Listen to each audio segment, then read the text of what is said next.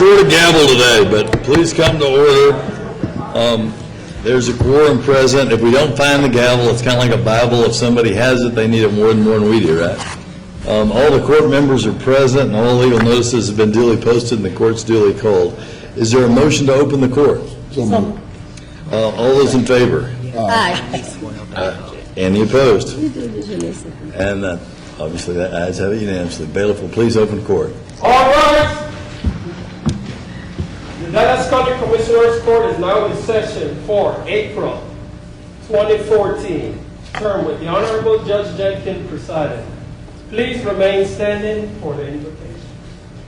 All right. And our prayer today will be given by Carolina Estela Selvage. Estela is a court-appointed special advocate volunteer for CASA. Dallas CASA volunteers are voices for abused and neglected children in court.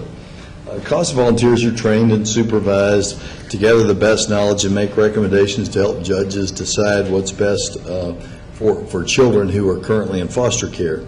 In addition to her work at CASA, Carolina volunteers at the Boy Scouts of America, serves as the communications volunteer for the International Center, where she assists in their newsletter and other communications. She brings with her marketing communication skills from her professional work into her volunteer work. Well, and Estella, thank you for praying with us today, and thank you for all the work you do at CASA. Good morning. Good morning. Let's bow our heads and put ourselves in the presence of God. And so we pray to Him who calls us to serve. We pray for the people of Dallas County that more children find hearing adults eager to learn, willing to get involved, and ready to vote in the best interest of children. We pray for each board, committee, and commission, particularly the Dallas County Child Welfare Board, that they receive the necessary support in talent, time, and treasure. We pray for every organization in town making duty through service a reality every day. Like Mothers Opposing Bullying, Dallas CASA, and Avance. We pray that the policies and procedures of our county continue to reflect sincere efforts toward equity, that every court order may serve as a reminder that God's work must truly be our own, and so we especially pray today for Judge Clay Jenkins, Dr. Teresa Daniel, Mark Cantrell, John Wiley Price, and Dr. Elba Garcia. May wisdom be present in their decision-making process, and in the light of God's guidance shine in each of them. We ask that the role of the Commissioners Court continues to be a blessing for health and welfare services, as well as county departments that benefit children, such as Child Protective Services. Thank you, God, for the voice children deserve, the strategic plans that include them, and representatives that make them happen, and for the good-hearted people that advise and assist in governing county programs. Ahora nos ponemos en presencia de Dios, quien ha llamado a servir. Pedimos por la gente del condado de Dallas para que más niños se encuentren adultos interesados en aprender, dispuestos a ayudar y listos a votar en favor del bienestar infantil. Pedimos por cada mesa directiva, comité y comisión, y particularmente al bienestar de menores del condado de Dallas, que reciban el apoyo necesario en talento, tiempo y riqueza. Pedimos por cada organización que hace del deber a través del servicio una realidad diaria, tales como Avance, Dallas CASA y la Fundación NOV. Pedimos porque las políticas y procedimientos de nuestro condado continúen reflejando esfuerzos hacia la equidad, y cada orden judicial nos recuerde que el trabajo de Dios debe en verdad ser nuestro propio trabajo, y así es que en especial pedimos hoy por nuestro juez Clay Jenkins, doctora Teresa Daniels, Michael Cantrell, John Wiley Price y doctora Elba García. Que la sabiduría se encuentre presente en el proceso de la toma de decisiones y la luz divina que los guía brille en cada uno de ellos. Pedimos porque el rol de los comisionados de la Corte continúe siendo una bendición para los servicios de salud y bienestar y los departamentos que benefician a los niños, como el Servicio de Protección de Menores. Gracias a Dios por la voz que nuestros niños merecen, los planes estratégicos que los incluyen, los representantes que los ponen en marcha y por las personas de buen corazón que aconsejan y asisten en gobernar los programas del Estado.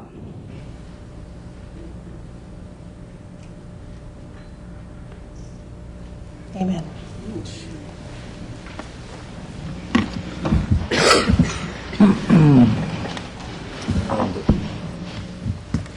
Of course, there are two resolutions there from Commissioner Cantrell.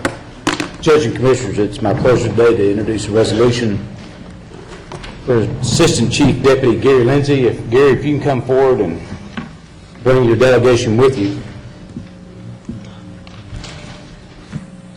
And I'll read the resolution and move its adoption. Whereas the Dallas County Commissioners Court takes special notice when a deputy of the Sheriff's Department enters retirement, leaving behind a respected legacy and career of public service. And whereas Assistant Chief Deputy Gary Lindsay will retire from the Sheriff's Department after nearly 36 years of service with the department and to the citizens of Dallas County to become the Chief of Police at Dallas Baptist University on May 12th. And whereas throughout his tenure with the Sheriff's Department, he has developed skills and experiences that have enabled him to perform a variety of pivotal roles protecting the public, including starting the Sheriff's Freeway Management Unit, which has reduced injuries and congestion on area freeways, assisting in the development of contraflow strategies to evacuate the Gulf Coast in the event of a hurricane, involvement in the Federal Highway Administration's National Traffic Incident Management Coalition, and peer-to-peer program to develop national standards for incident management to reduce injuries to first responders and working with the Injury Prevention Center at Parkland Hospital to reduce pedestrian fatalities in Dallas County. And whereas his involvement in planning and security has led to the success of events such as the JFK 50th Anniversary Memorial Commemoration, Super Bowl 45, the Final Four, the Dallas Mavericks Parade, the Dallas Stars Parade, and the Mega March. And Gary's perpetual professional development has earned him a deep list of credentials, such as graduation from the FBI National Academy and the Institute for Law Enforcement Administration's Management College, a Master's Texas Peace Officer's license, and is an instructor at North Central Texas Council of Governments Executive Incident Management course. He has also been a presenter at the Transportation Research Board in Washington, D.C., the Texas Traffic Safety Summits, and numerous transportation engineering conferences in Texas and Georgia. Whereas his dedication to the community includes his work as a deacon at Lake Ridge Bible Church in Mesquite. He is co-founder of Hearts and Hammers Ministry, which works with code enforcement and other groups to correct code violations on homes of homeowners who are financially or physically unable to correct their violations. Gary has also been able to assist in starting a similar program with the church in Rowlett to benefit its citizens. His passion for working with youth is evident by his being an Awana leader, a UIL sports official in basketball and softball, and his work with Special Olympics. Now therefore be it resolved that the Dallas County Commissioners Court does hereby recognize and extend sincere appreciation to Assistant Chief Deputy Gary Lindsay for his leadership, commitment, and dedication to Dallas County, and further wishes him continued success as the inaugural Chief of Police of Dallas Baptist University. And I so move. Second. All those in favor, signify by saying aye. Aye. Any opposed? The ayes have it unanimously. Sure. Gary has been here since I walked in. And losing the institutional knowledge is a great loss to us. As you heard Commissioner Cantrell mention, there's been many divisions that he has been in, and he has gone from several sections of the department, so you gain knowledge in each section. So by the time you get to chief, you know what's going on in every section. So we're going to lose a lot of institutional knowledge. But he's been there through every situation that we've had in the Sheriff's Department for the last 9.5 years since I've been there. Some that were mentioned, some others, Katrina and others that were mentioned, the tornado in Lancaster, and all of these situations, Gary has been there as one of the leads to take care of things, whether it be here or there. So we're going to lose a lot of good knowledge, and I'm grateful for the time that he spent with us to be able to give us some background information on what we're doing. And again, the stuff that he brings, he's a very quiet and very rigid gentleman, but that's necessary in every team. You always have the people with the numbers, and you have the people with the social and the personal and the numbers. And Gary has been the person that was very rigid and the numbers, and we teased him a lot about it.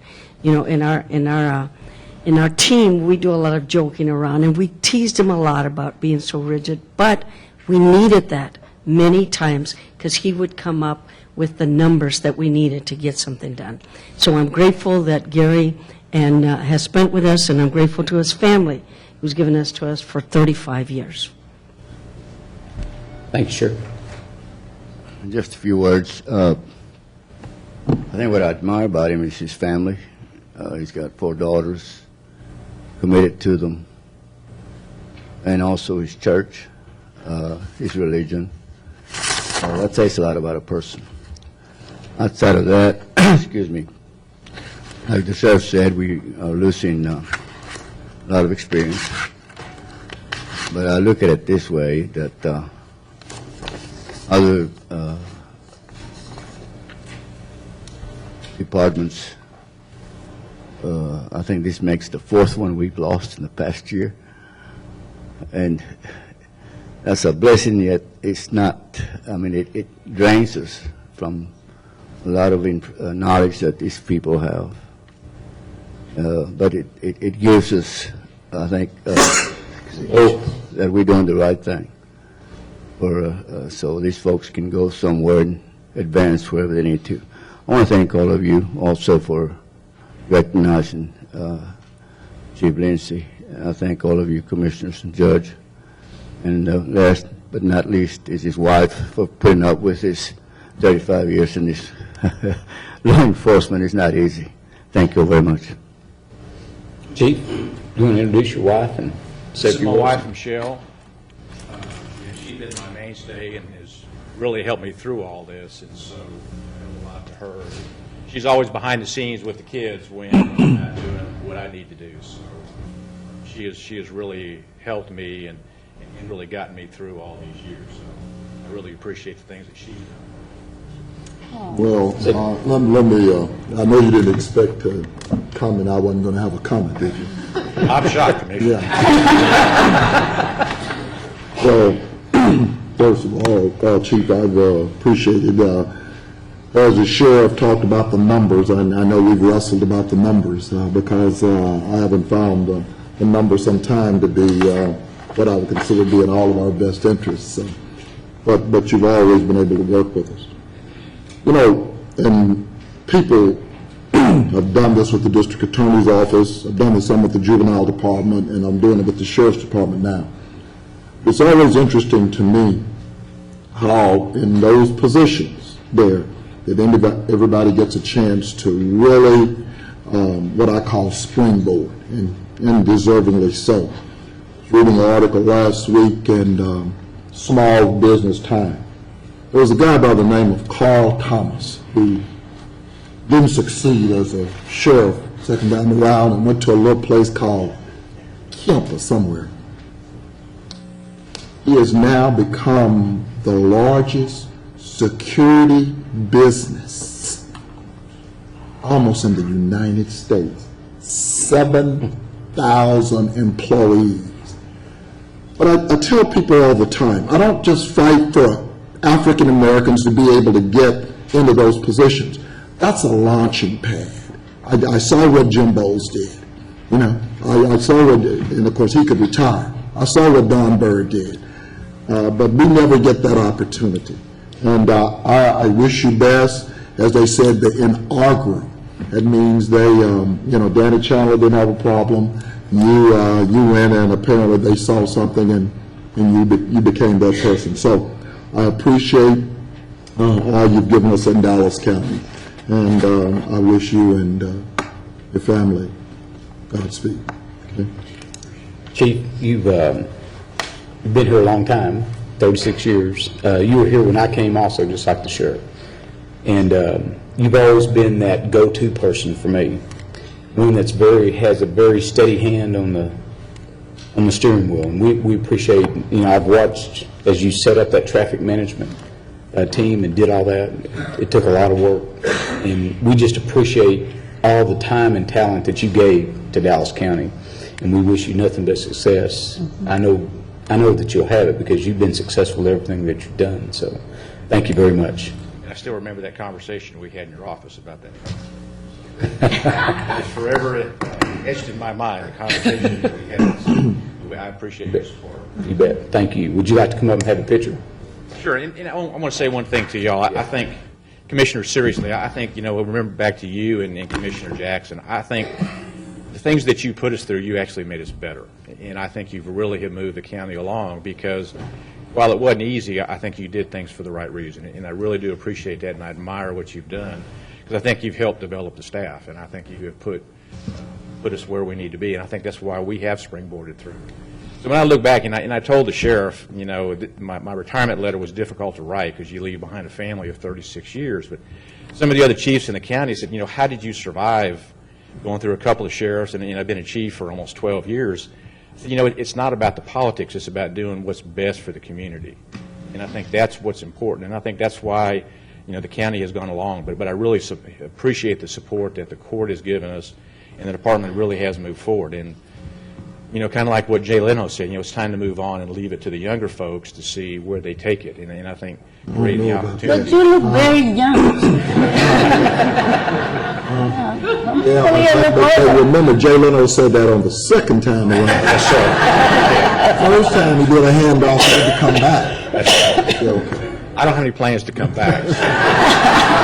But if you do, should give us a call. I do, and I appreciate that. And I really do appreciate y'all's support. It really has been great. It is difficult to leave, but I felt this opportunity came forth, and it's really an amazing story about how it came to be. And I think it's just a great opportunity for me and the family. So, but I sincerely appreciate you, and I know I'm going to be calling for support. And I've already talked to Doug, and we've got some issues I got to work through with him. So, there's still going to be a connection to the county of things that we need to do. I really appreciate your support. Thank you very much. Thank you for the And the good news is,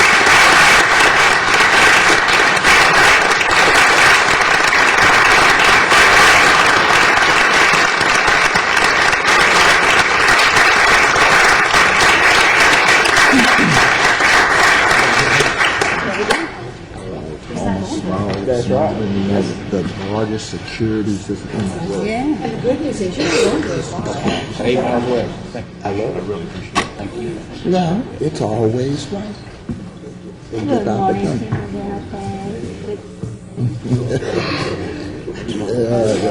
the Superintendent. Judge, you have to see. We ain't playing too well this year. Y'all gonna put it on us, I think. Like an 11th out of 12. Get everybody? Good job.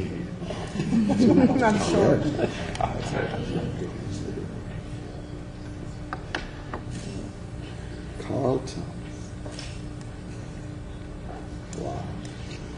Got it. Thank you. Thank you. Let's go up there and see him. He hooks up his baseball tickets and Beta plays. Yes, I know. We play them every preseason. Don't mention sports today if you don't want me to start getting shit. And the good news is, he's not going very far away, so we can still take advantage of his institutional memory Thanks so much. and good humor. Thank you. Good to see you.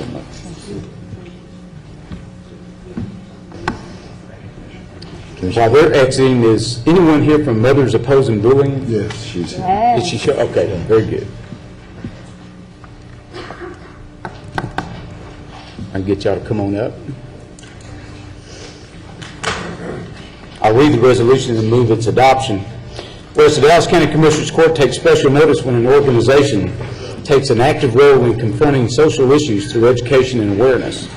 And whereas in today's world of social media and text messaging, the act of bullying has even more weight and force than ever before.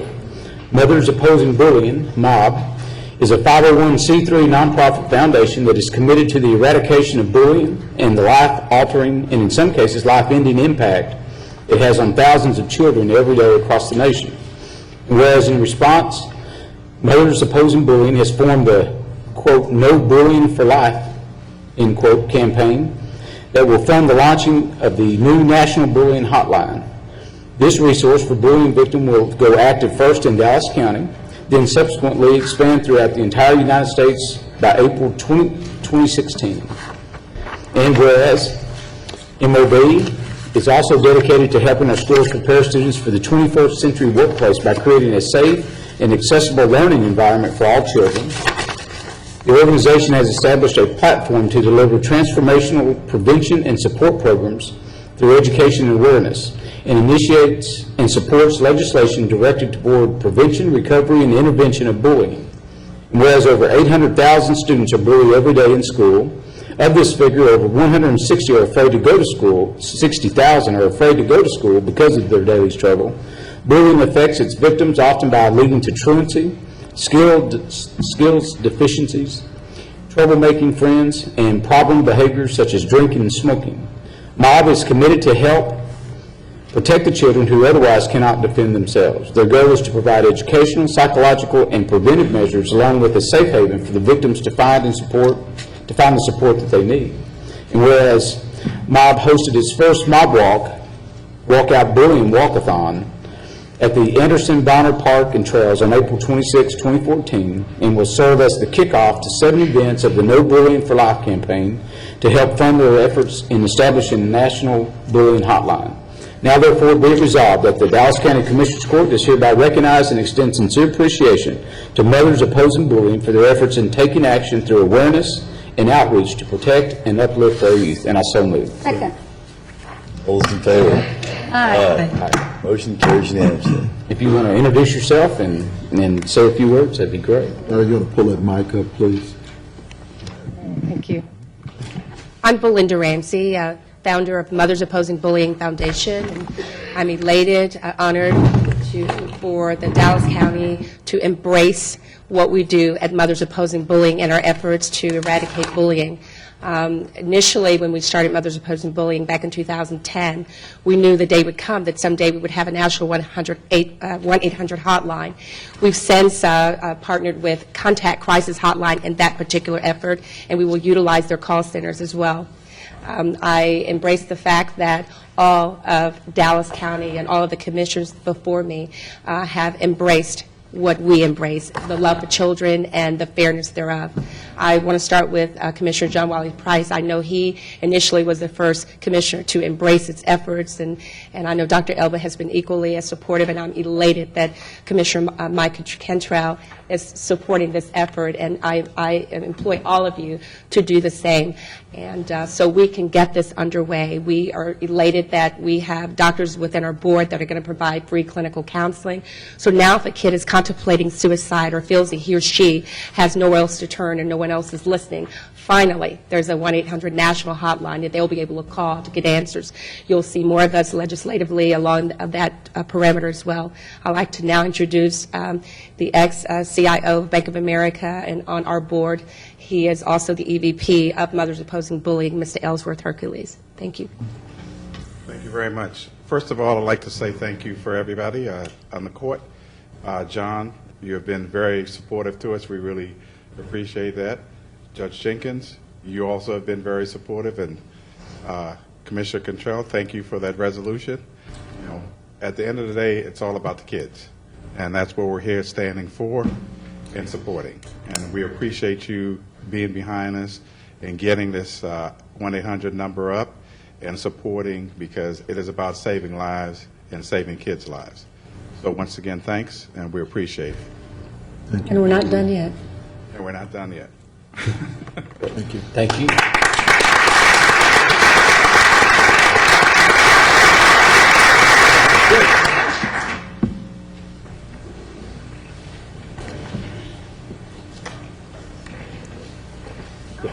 On the right.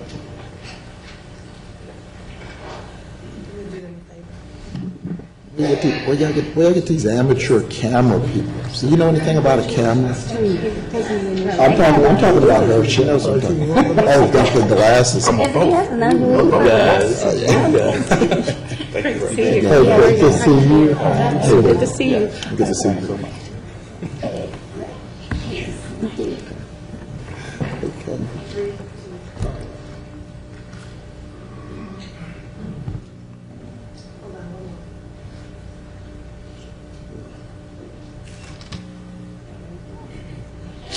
Okay. Thank you. How you doing, bro? Good to see you. Always good to see you. Got it. Thank you. Thank you.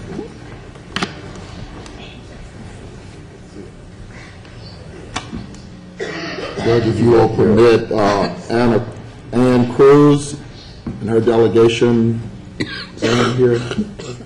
If she is not out of the county clerk's office, I will just move. I think I've done my limit anyway. That's probably the reason they didn't. That's second. I move the. And I second. Already said. Oh, Commissioner Cantrell second. Okay. All those in favor signify by saying aye. Aye. Any opposed? The ayes have it unanimously. Got it. And next is Commissioner Garcia has a resolution. Yes, Judge, members of the court, guests in the audience, it's a great honor for me to present a resolution to someone that you probably all know, that we have known on TV every night for the last 30 years. And this resolution is going to be presented to Ms. Gloria Campos. And with her today, there's, of course, I saw my good friend Rebecca Aguilar already here, Paula Kane, Pat Locker, several members of Wednesday Child. I wanted to come forward. Also people from City Square, and Child Protective Services, which together, they became the family that have worked for Dallas County together for the last 30 years. And this resolution reads as follows. Whereas Gloria Campos was born in Harlingen, Texas in 1954, and first thought of becoming a journalist when she was in 3rd grade after the assassination of President John F. Kennedy, an event that became very significant to her. Gloria earned a Bachelor of Arts degree in journalism from Texas State University, San Marcos. She was awarded Texas State University School of Journalism and Mass Communications alumnus in the year 2004, and currently serves on the advisory board of the College of Fine Arts and Communication. And whereas her career in television began in 1976 at KGBT-TV in the Rio Grande Valley, in 1984 she was hired by the legendary Marty Haag as a reporter for WFAA, Channel 8, where she stayed for 30 years. She started covering local politics and became the first Latina to anchor a weeknight evening newscast in Dallas-Fort Worth. And Gloria Campos has interviewed presidents, famous athletes, and of course, all of us ordinary people who live, and she helped change their lives, becoming one of the most influential Latinas in the media. She has also helped to fund 3 important buildings here in our city: Los Barrios Unidos Community Clinic, the Family Place, and the Latino Cultural Center. And whereas since 1989, Gloria Campos has been doing Wednesday Child, a broadcast segment aimed at helping children of the Dallas area find permanent, loving homes.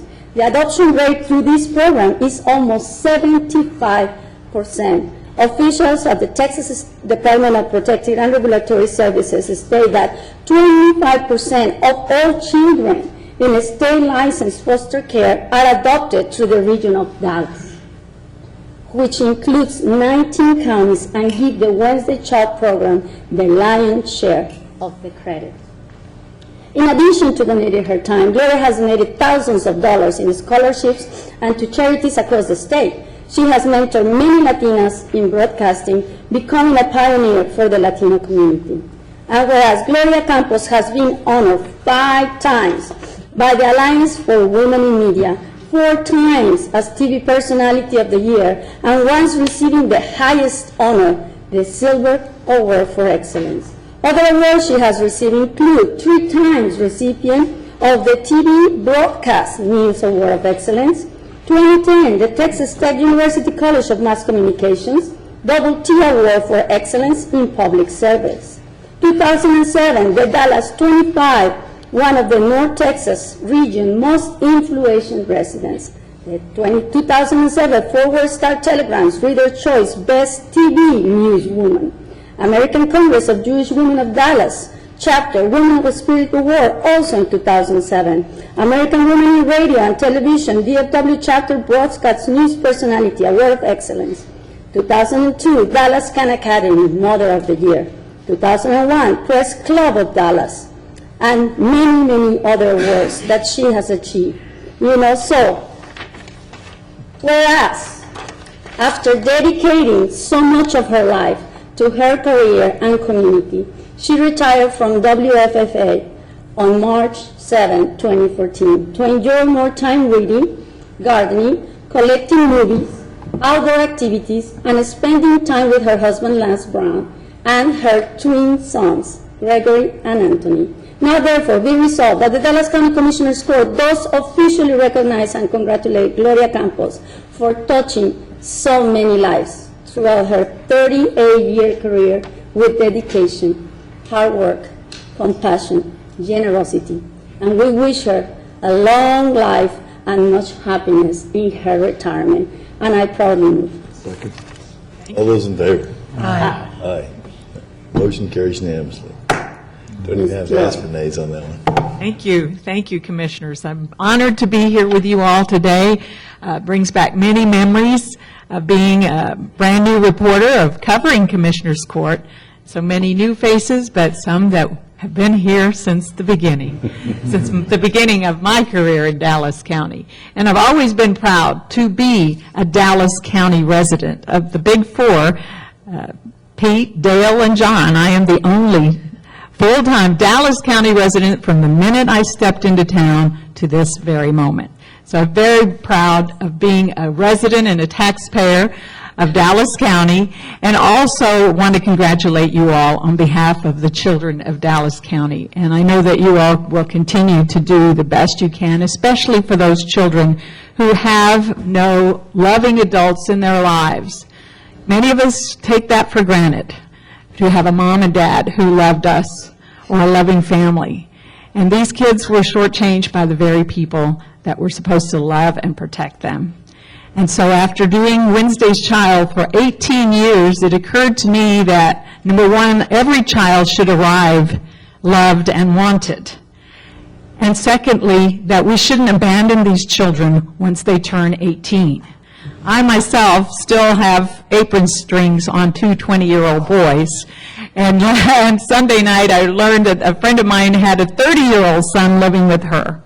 So you can imagine what it is like to be a kid that doesn't have a mom and dad, doesn't have a loving family, and then to be out in the streets at the age of 18. It's a scary world out there. So therefore, this Friday, I hope to bring attention to the plight of children who are aging out of foster care. Through City Square's track program, you want to wave back there? Yes, we're going to have a little fundraiser and retirement luncheon at the Fairmont this Friday, May the 2nd, and hopefully we can bring more attention to the plight of these children. Because the way I feel, we have spent, some of them all their lives from birth to 18, spending our tax money to make sure that they had health and a roof over their head and counseling, and then to abandon them, that is not right, and it is not a good way to see through our investment in our future, those children who have every right to be the most productive human beings they can be. So thank you so much for this. It means a lot to me, more than you know. Thank you so much.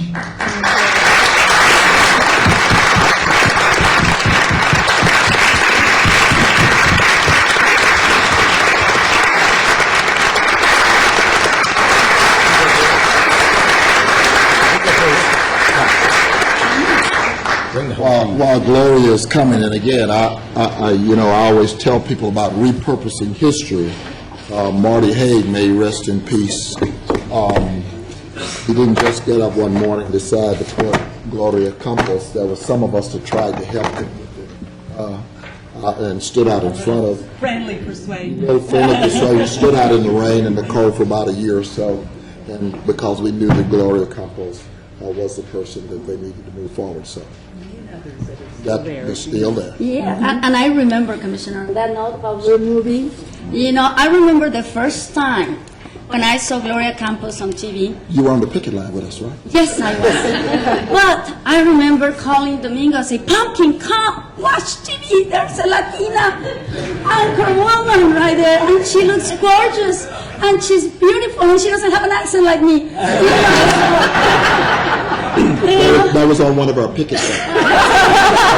I have an accent, but I'm still thinking. Thank you all for You don't want to sit down so we can talk? I just can't wait to text Domingo and tell him his new nickname is Pumpkin. It was pumping at the time. Sometimes I still call him Pumpkin. He has lost a lot of weight, I better say that. Pumpkin, Patron. No, that's a tequila. Who's this other person with this camera? That's my good friend Rebecca Aguilar. Thank you, Rebecca. I'm just giving her a hard time. Rebecca, Commissioner Price is giving you a hard time. Because I never seen her work this side of the camera. I'll listen to John Wallace. She's been pretty good. Rebecca Aguilar. Thank you all. Thank you so much. Appreciate it. Thank you. And I have a little token of appreciation on behalf of the Dallas County Commissioner Court and, of course, Dr. Elba Garcia and her staff, which, Gloria, they were all delighted that you were coming today. There's something that says you can change a city, you can change a person, but, you can change the world as well. And that's you, Gloria. Thank you. you. Have changed the world. Thank you Many so of much. us. Thank you. Together, you and I.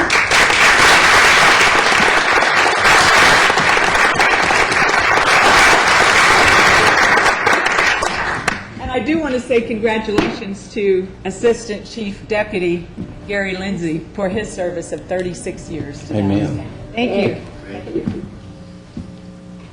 Thank you. Here we go.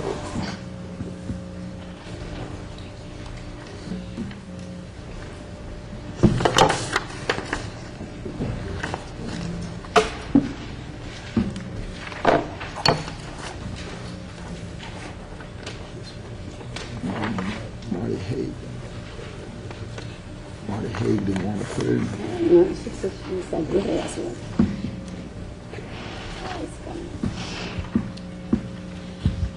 All right, and I've got the next, and I think our final resolution. And please join me as we welcome the April Employees of the Month. Instead of reading the same resolution each month, we'll briefly introduce the monthly award winners and move the resolution. LaVonda Haynes is a payroll supervisor, and as I call your name, if you're here, please come forward. LaVonda Haynes is a payroll supervisor in the Auditor's Department.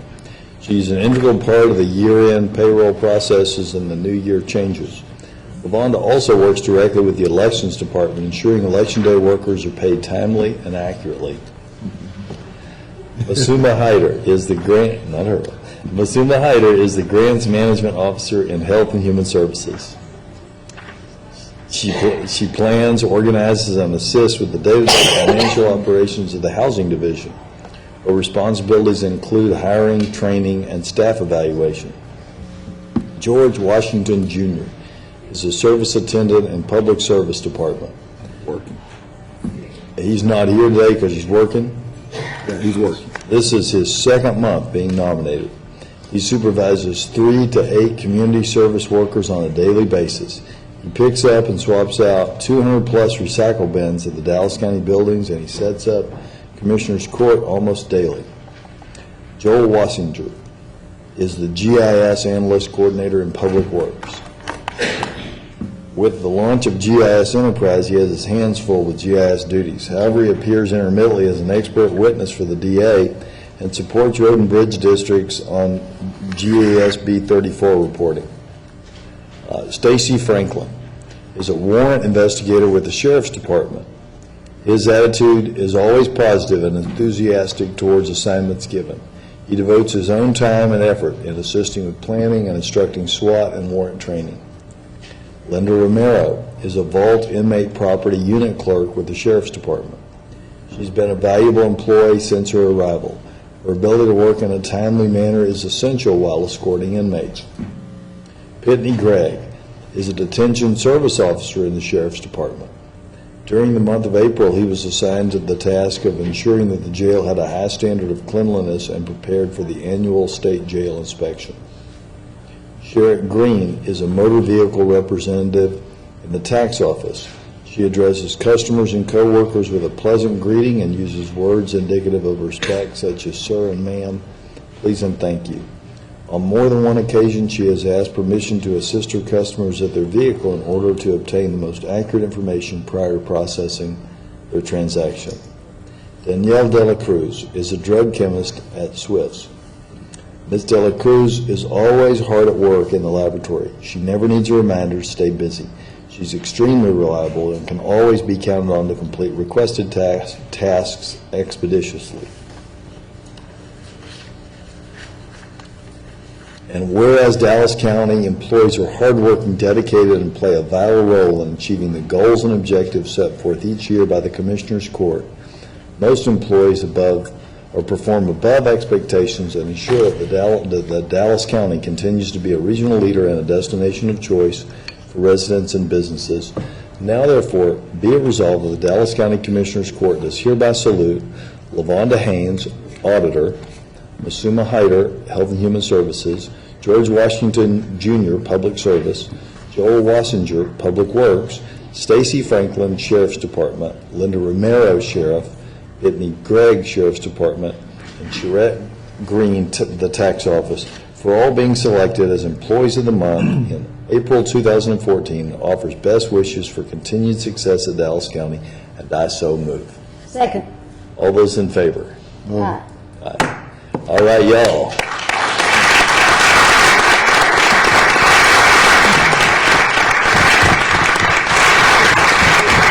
Y'all want to come up and get a picture? Come on up and get a picture.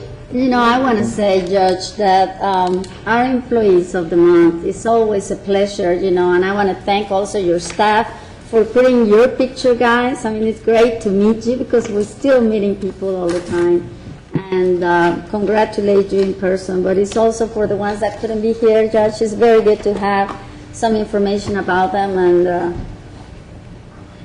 and be recognized that way. Thank you all. Good job, y'all.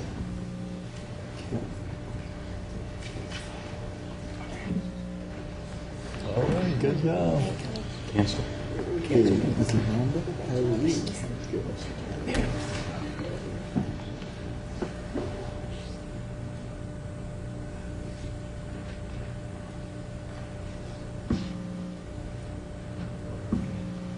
Rebecca, you're not going to take a picture now?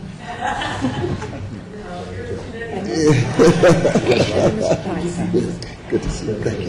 You know, Rebecca, while they're moving around, I'm going to do this commentary since I've been making commentary all morning anyway.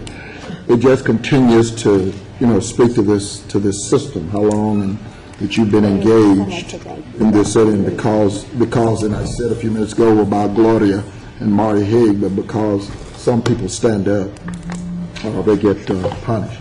So I just want to say thank you for all you've done all these years in this community, trying to bring forth a balance.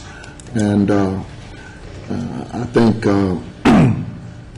Sterling has shown, racism is still alive and well, and unfortunately, nobody wants to say that. It's kind of I was going to say the elephant in the closet. It's the elephant in the room. It ain't even the closet. It's in the room. So, thank you.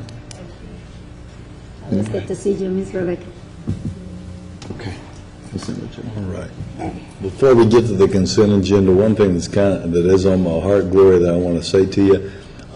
I grew up in a little town, Waxahachie, after Oak Cliff and then Waxahachie. But in Waxahachie, when I was a kid, they had the Methodist home, the Baptist home, and the Presbyterian home. And I think they still have the Baptist home and the Presbyterian home.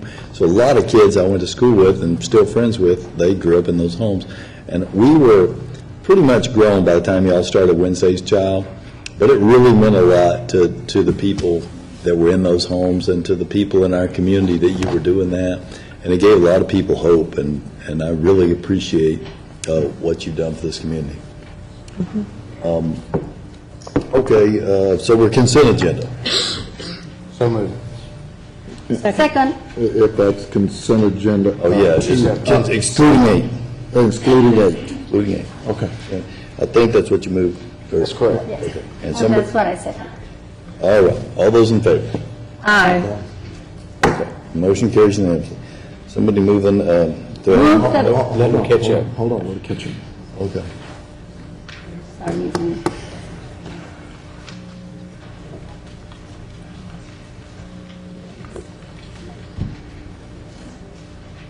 There you go. Move 8 under consent agenda. Second. Commissioner Cantrell and Commissioner Daniels.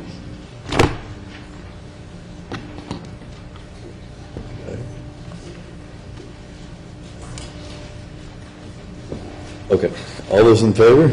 Aye. Those All opposed? those opposed, saying nay, the ayes have it 4-1. All right, this takes us to Public public hearing. hearing. public hearing. Can Mr. Make a Losberg? motion. Motion to open the public hearing to discuss the comments regarding the Dallas County 2014 CDBG and Home Program. Second. All right, all those in favor? Aye. Ms. Losberg, can you please come forward?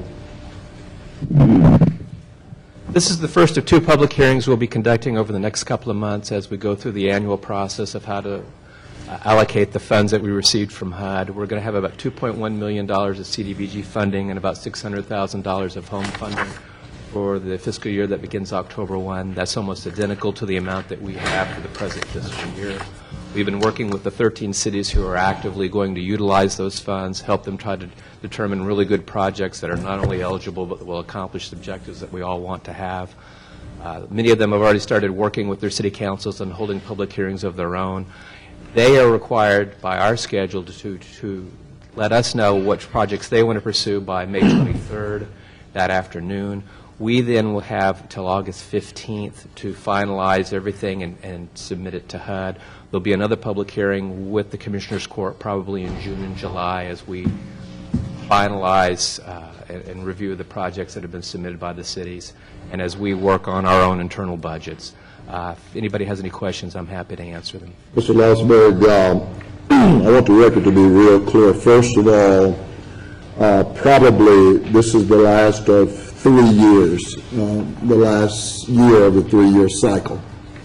It appears, and I see Mayor Sherman here, last night they did have a public hearing in Lancaster, but this is probably going to be the last year for DeSoto. DeSoto, because this is population-based management, you were right on the cusp the last time, so we know you're going to be out, and chances are we'll probably see the same with Cedar Hill.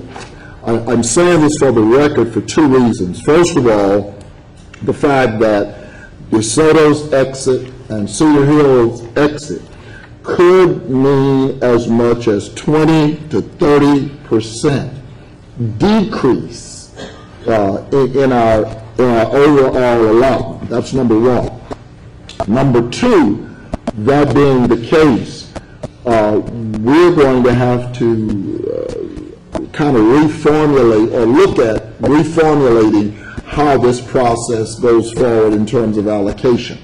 20 to 30% would be considerable in terms of this program. So I guess I'm saying to the commission that we probably, even though it's a year out, but this is the last year, we need to probably task Mr. Losberg with beginning to look at some different formula with regards to how we allocate these money processes. As I said, 20 to 30% on $2 million is going to be significant, given what the history has been. We had a similar conversation with the court exactly 3 years ago. We thought at that time that we might have cities grow out, and we just barely got by. I think with the last cut DeSoto was 50 people short of reaching the 50,000 threshold, so we don't expect them to be in there. As Commissioner Price said, Cedar Hill very well may be in that situation in another year. We'd begun to look at that a few years ago. We'll resurrect that again, so we'll try to be ready for when that day comes. We'll have some meaningful options for the court to consider. And we expect the amount of money in CDBG allocations to decrease anyway in general, right? Well, it's held, Yeah, no, but I mean- it's relatively been stable at the federal level, even with some of the rescissions. One of the things that we've always managed to even stay fairly constant or stay a little bit ahead of the game is because our cities are still growing. And so that's the major formula that HUD uses to allocate funding is very heavily influenced by population growth. And since the Cedar Hills and the DeSotos have been growing, we've been able to rise with it, while in some other areas across the country, that's not been the case. This is the number one area that CBDG funds have been used for by the cities. It's heavily capital improvement projects. Okay. It's very much streets, and you'll see water sewer line replacements. So it's very needed infrastructure. It's very brick and basic mortar. needs, It so- is very heavy that way. When you think of it, so some of these cities have very small capital improvement program budgets every year. The $150,000 that we provide every year that they accumulate over a series of years, that represents a sizable investment. So it's a significant loss when you see It this could kind be. of a 30% It really decrease. could be. Okay. If nothing else, All right, any speakers? Do we have any public speakers on CBDG? Any public speakers? Any public speakers? hearing no public speakers coming forward with regards to the 2014 allocation CBDG and Howard Plant, I move to close this public hearing. Second. All right, we have a motion by Commissioner Price and a second by Commissioner Dr. Garcia. Garcia.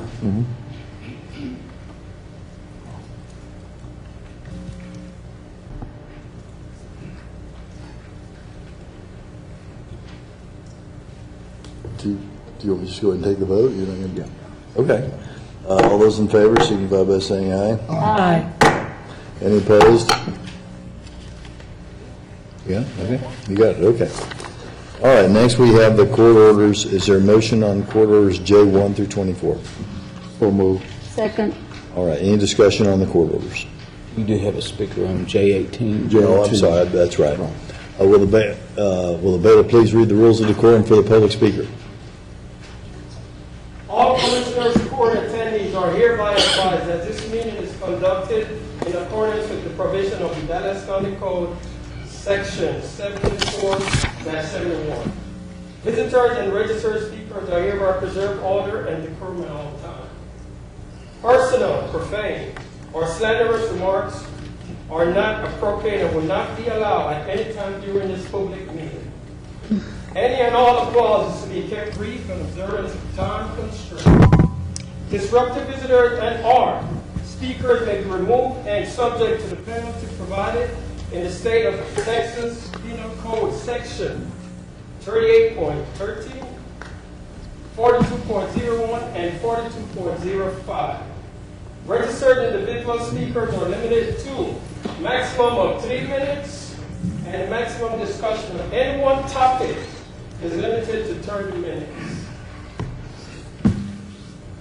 And our public speaker on the topic of court order 18 is Mr. Roy Davis. Mr. Davis, please come forward. Hi, Mr. Davis. As you speak, this screen up here will turn into a picture of a red light, like a traffic signal. It'll get to yellow at about 30 seconds. When it gets to red, please just finish your sentence and your thought. If anyone stops to ask you questions, it won't count against your time. Go ahead, sir. Thank you. My name is Roy Davis. I'm a technical portfolio director for Unisys Corporation in a group that manages IT solutions for the U.S. Department of Justice, the U.S. courts, and inmate telephone solutions. Since 2008, Unisys has provided the inmate telephone solution to Dallas County, and I would like to thank the commissioners for the opportunity extended to Unisys in that endeavor. Over the past 6 years, we have never missed a contractual service agreement. We have never received a formal complaint from either the FCC or the Texas PUC, and we have repeatedly received customer performance scores of 10 out of 10.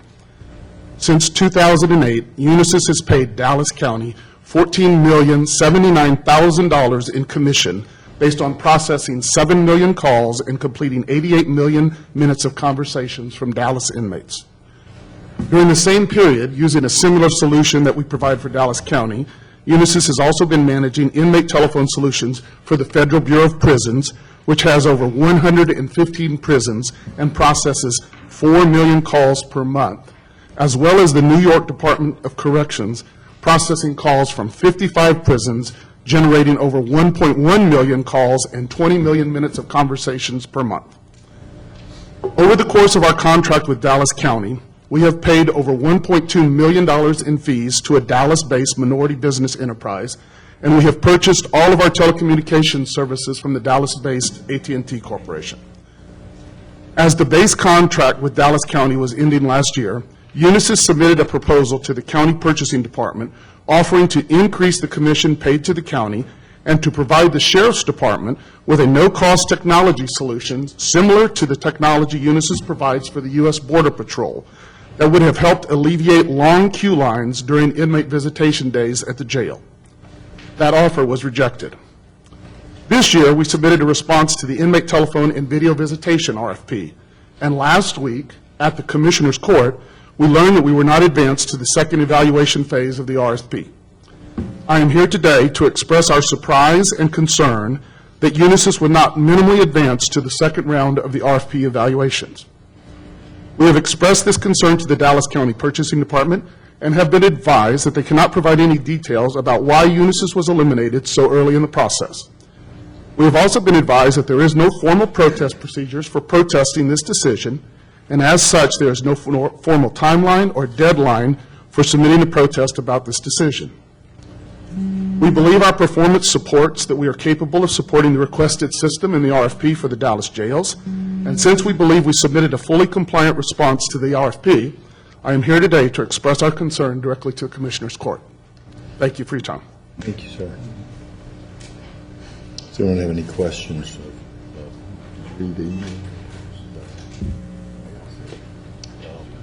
Hearing none. Thank you, sir, for your comments. And we have another public speaker, but that public speaker is not on a court order, so they will be heard at the usual time, which is at the end of our business here today. Any other comments on court orders J1 through 24? Hearing none, I'll take a vote. All those in favor, signify by saying aye. Aye. Any opposed? All right. Court order is passed unanimously. We'll now consider our item K, time-sensitive court orders. Move K1, Public Works, time-sensitive court order. Second. All right. Any discussion? Hearing none. All those in favor, signify by saying aye. Aye. Any opposed? All right. Motion carries unanimously. This takes us to our briefing session. Mr. Martin, can you please take us through our briefing session? Good morning, Judge, Commissioners. You have 3 presentations this morning. We'll start first with PEBC Wellness Plan Project. Ms. Diane Konjovic is here this morning. Ms. Konjovic?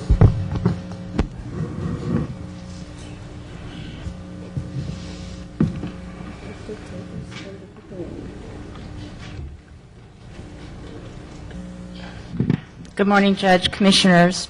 This morning I'm here to talk to you about the PBC Global Wellness Plan that we are in the process of working through at the PBC. And I'm here to make sure that you have some beginning information about the project, the timing, and the expectations, things we hope to achieve.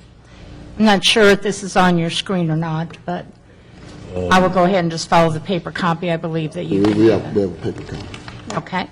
First of all, on slide 1, the project was approved by the PBC Board of Governors on March 26th, which is a joint project between the PBC and Towers Watson to develop a more rigorous global PBC wellness program effective January 1, 2015.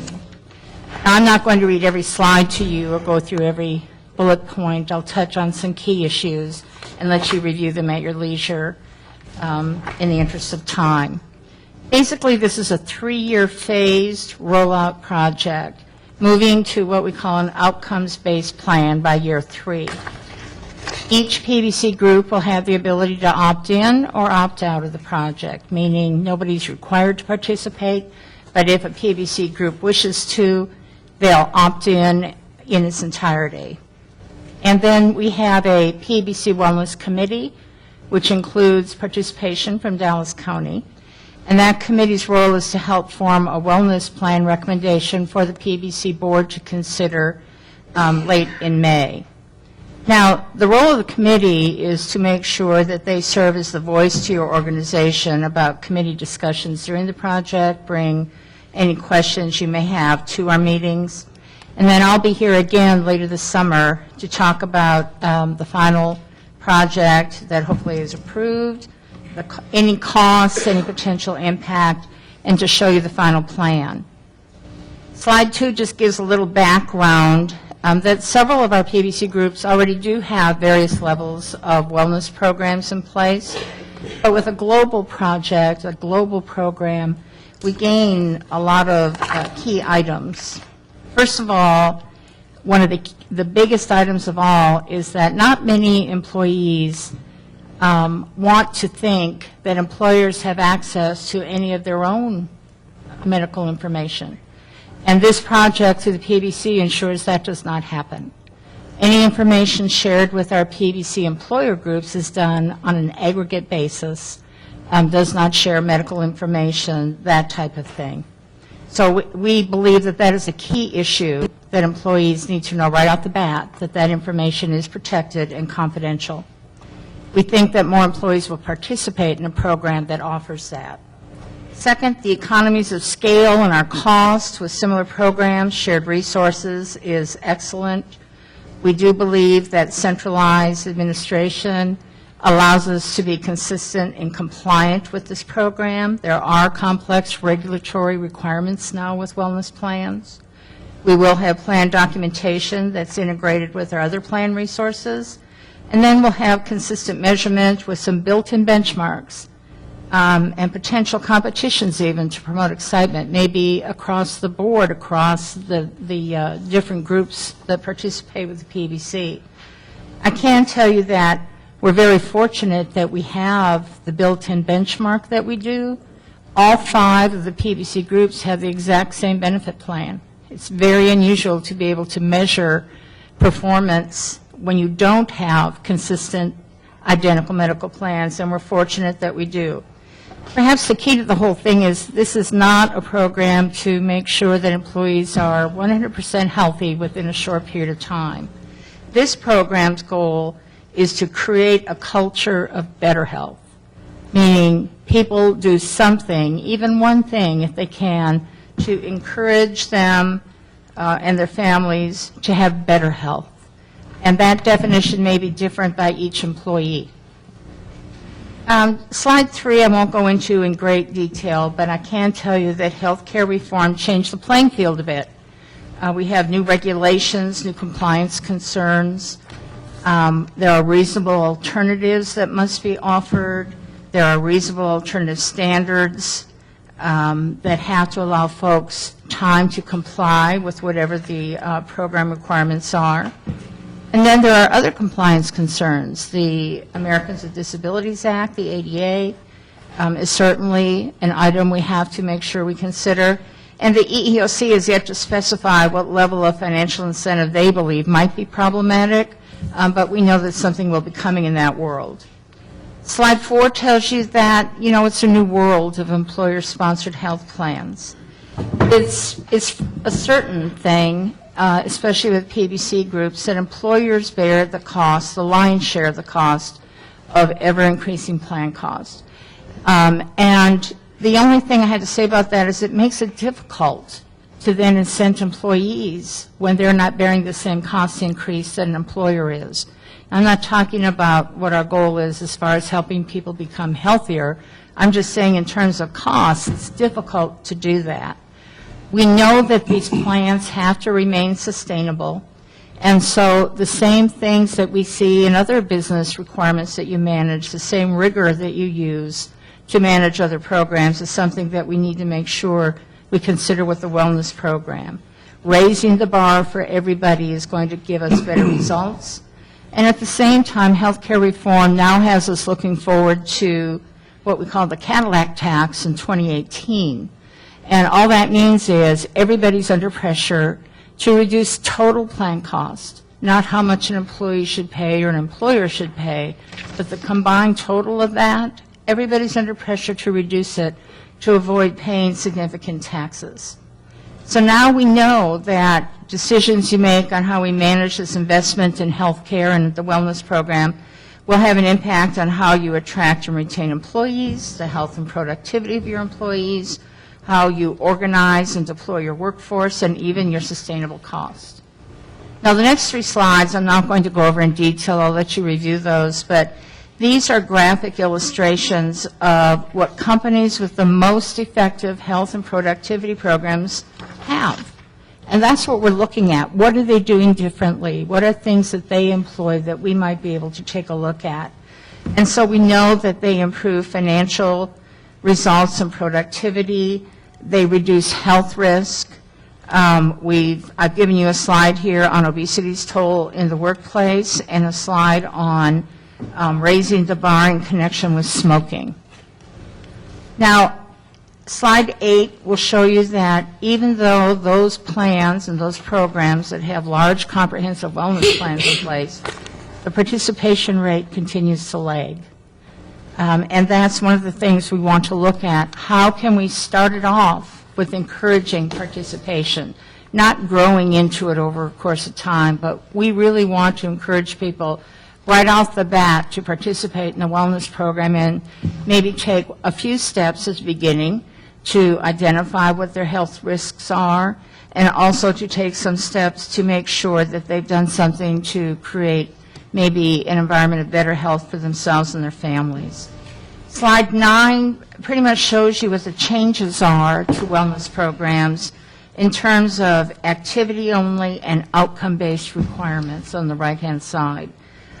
Those are standards that we make sure will be compliant and consistent, so there's no doubt a regulatory issue will not apply. Slide 10 will tell you that the rules on incentives and surcharges have changed for wellness plans. You may remember that in 2012, or in 2013, had a program for non-tobacco use.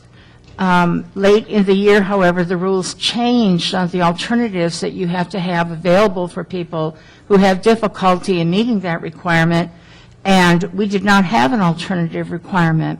We chose not to continue that program and instead to address it in our wellness program, which is what we're going to be doing. Basically, the full incentive to meet whatever standard has to be made available up front and allow people to complete whatever program they need to. Slide 11 talks just a bit about on-site clinics. That is truly not part of our wellness program, but I include this slide only because in terms of the Cadillac or excise tax, the jury's still out as to how on-site clinics will be affected in terms of how much of that cost will count toward your total cost. That slide, we're just pointing out that those clinics that provide what we call de minimis care, workplace health or fitness for duty exams, flu shots, that type of thing, should experience no problem. But if there's an acute care environment being treated, that's something that you'll definitely want to look at. And we'll be just pointing out some key points along the way all year on that until we reach 2018. Now, slide 12 kind of gives us our 3-year rollout, maybe our 3 phases, so to speak. Phase 1, we're going to identify risk. Employees are asked to maybe look at what are they at risk for, provide some programs, education, awareness. Phase 2 is going to then encourage action and behavior change being a very difficult thing to do. And phase 3 will likely have some results that we're going to ask people to meet. Now, what we don't want to do is wait until year 3 to tell people that. So at year 1, we want to make sure we let folks know we really encourage you to participate. There'll be some fun activities along the way, there could be incentives along the way, and it's all designed that within a 3-year period, you have the ability to meet those outcomes and create that culture for yourself. On the subject of incentive considerations, Anna? I'm sorry. Are you looking at, when you say in the results, are you looking at incentives plus penalties? Combination, perhaps, yes. On slide 13, we're actually talking a little bit about incentives and why this is something we're going to administer consistently among all groups. First of all, we all know that a cash incentive is a compensation practice. If you give cash, there's going to be some sort of tax income somewhere. And the IRS treats gift cards, gift certificates, coupons as cash equivalents. Another point I'd like to make is that even today, we have some groups, Dallas County being one of them, that contributes to a flexible spending account arrangement in some cases, but we want to stretch that to a wellness program to make sure that the taxability issue is addressed for both the employee and the employer. And then finally, those items with de minimis value, like a T-shirt or a mug, a picnic, those are still tax-free and not a problem. But we can't consider incentives without looking at the taxability and the impact to things like audit and payroll in administering. Slide 14 talks about our timing in looking at this project. We'll be having our second meeting of the Wellness Committee this week. There's a lot to review at that meeting, but we believe that we're still on target. Our target date is end of May for our board to consider our wellness plan. We will still have some tweaking to do of that plan, of course, as we look at specific items, but basically, we are on board or on task for making sure that we have a plan available that you can select by July 31. We would need to know if you want in or you want out, and if you want in, we know that we will be starting implementation immediately.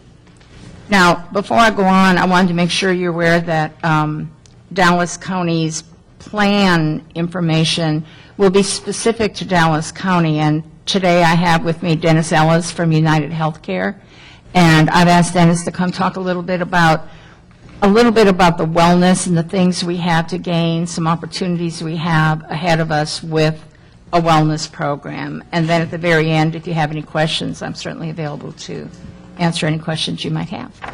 Dennis? And while he's coming, I want to employ staff in the future, and I know trying to manage our various schedules, but, Tuesday is court day. Unless we got an emergency, a funeral, or surgery or something, because, we got a ton of other business, and we got a litany of questions, and they're going to make their presentation, but it's just not enough time, and just in the future. Okay? You talking about doing maybe 1:30? Yeah. 2 o'clock? Yeah, that's a good idea. Yeah, 'cause Especially, I'm assuming each court from each county is going to be voting on this. So Eventually. Now, we'll be back again, of course. Right, and we'll But- see all the numbers. Yeah, As far as- but that is a great idea. Let's do this at 1:30 from now on. This. Well, that's what I said. I just want to put that out there. We're happy to do whatever you Okay. need us to do. No, but this is just colleagues, and thank you, Ms. Connery, for being here today. I know Dr. Taylor continued to recuperate, and we wish her well. But this is just the first stage of what we're doing in PVC, to putting together a wellness plan. It's like, the part that I like about this is to create a culture of better health, and that's our focus and our point. But you have the timing guidelines here. It's going to go to every single member of PEBC. And, but right now it's pretty much briefing all the different commissioners' courts, all the different entities on how this is going to move. Right. And Commissioner, I should probably also point it out that, I've been to several of the courts already. We have one more group to talk with, but it's basically just the very first briefing you're going to have. We don't want to show up in the summer and say you have, 20 days to make a decision here. So we want people to know what's going on. You have your committee members that you can certainly engage, and we just want you to know that we're working on this on your behalf as well. We want to be sure that everybody's learning about it as we go, rather than before we vote. And this is going to be different. I think the point is things are changing. The new healthcare reform is going to bring different ways of doing business, different ways of looking at, pretty much everything that has to deal with insurance and healthcare. I think PBC is, looking ahead. And will this be the best plan? Will this be the final plan? We don't know. But we're working on it, and definitely we will do some of these recommendations. We will implement some of these recommendations in the future. Thank you. And Diana, one thing about this, so this is a very, I want to say this for our employees, this is kind of a scary thing because it's a new thing, and it's a different thing.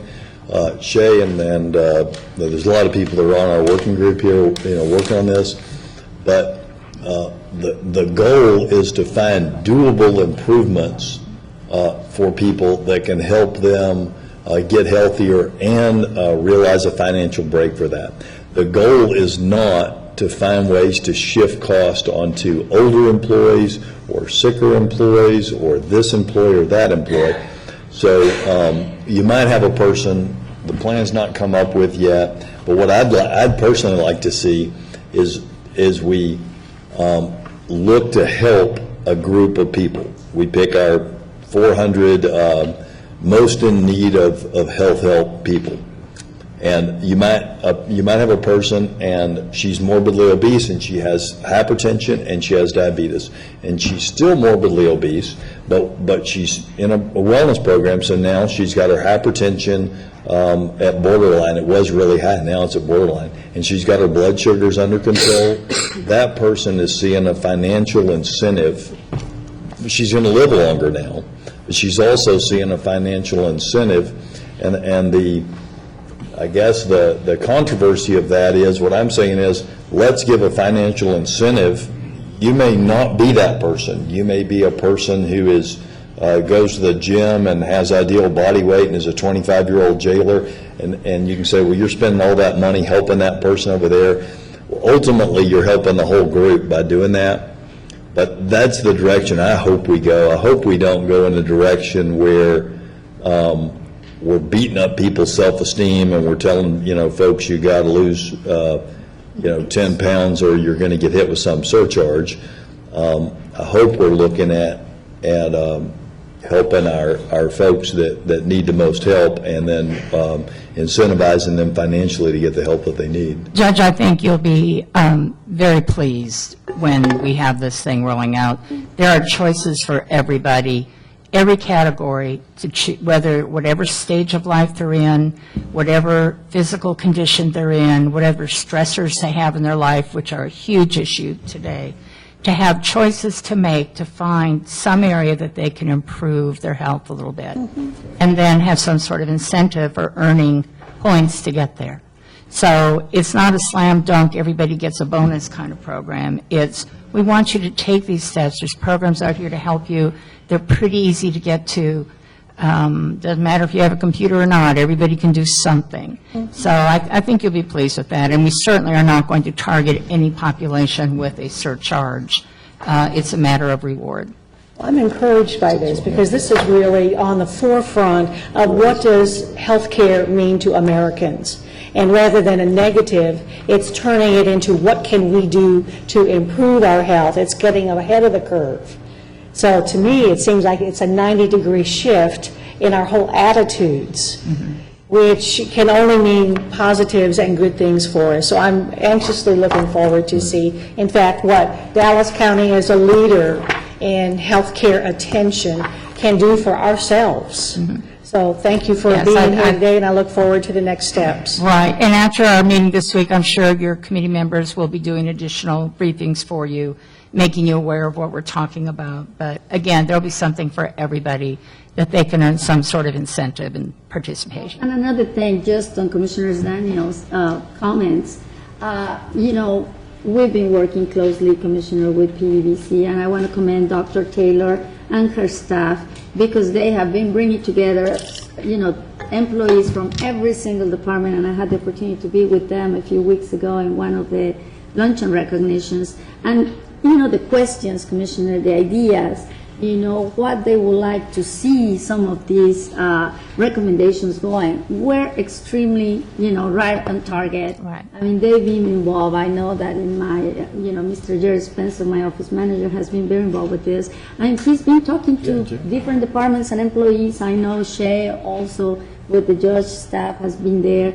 And, hey, it's going to take all of us to change the culture, to change the thinking, and more importantly, to get healthier, to decrease costs. And we know it's so important that it starts with you, and we really appreciate your commitment to this and helping us work through this, because that's how we know it will actually get down through the ranks and be something that we can all be proud of.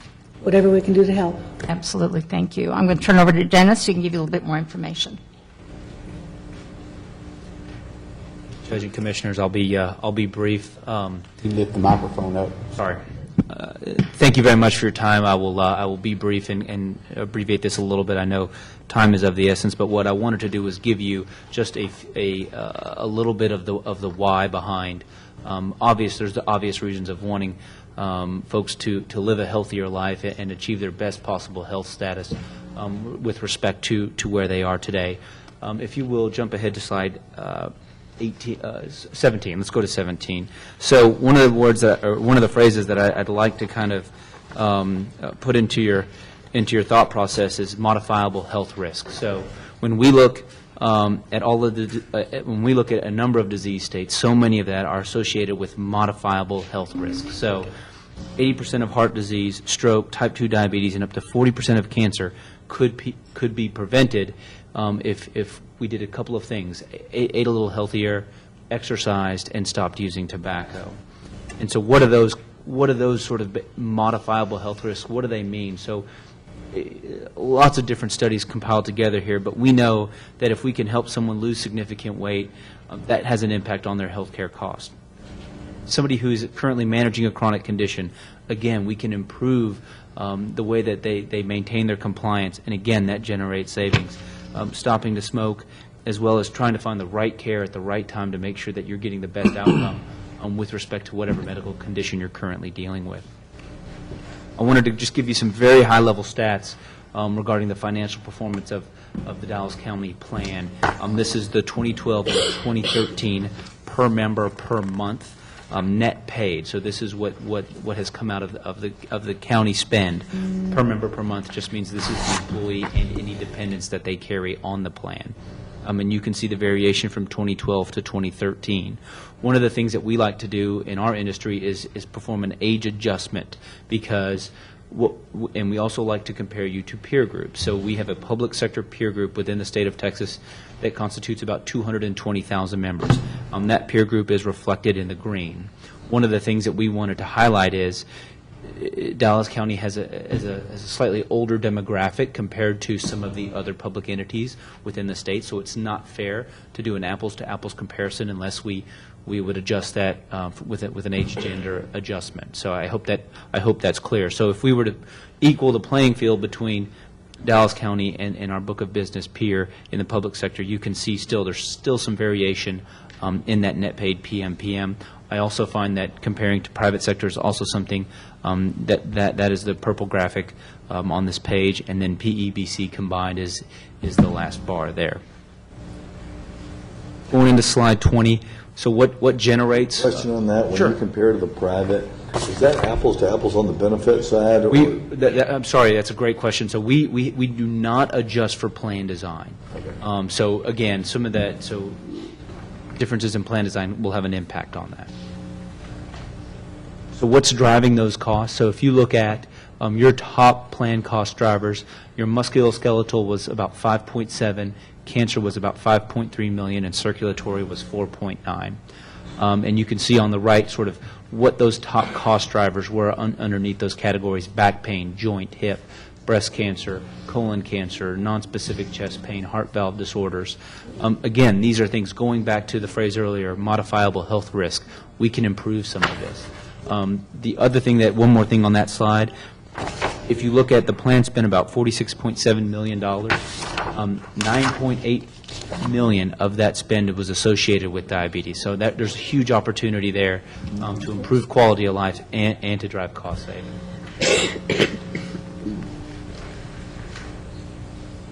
when we look at, one of the great things when we look at the data is we know that county employees are using the plan and they're going to physicians, and that's a great thing. But one of the things when we look at sort of the most common diagnoses that come out of those visits, it's high blood pressure, back pain, and diabetes. And what drives a lot of those risk factors are physical inactivity, obesity, and tobacco use. And so this is just sort of the numbers of actual members that went in, had a visit, and sort of what those diagnoses were related to hypertension. Intervertebral disc disorders is back pain, as well as diabetes. And finally, again, the whole, the ultimate goal is to improve decisions, get better information into the hands of employees, help them work with their physicians to get the best possible health outcome and make that best possible decision with regards to their health. Those numbers, is that Dallas County's numbers? You survey us to get 41% of our people use them? This is our entire book of business. So we know right now, with regards to healthcare decision-making, just looking across our entire spectrum of individuals that we serve, about 60% of the time we get the best possible decision, but we know there's room to improve about 40% of the time. And so that's, 41% is a high number. we really want to improve that. That's our goal. Any questions? Thank you all for your time. Thank you very much.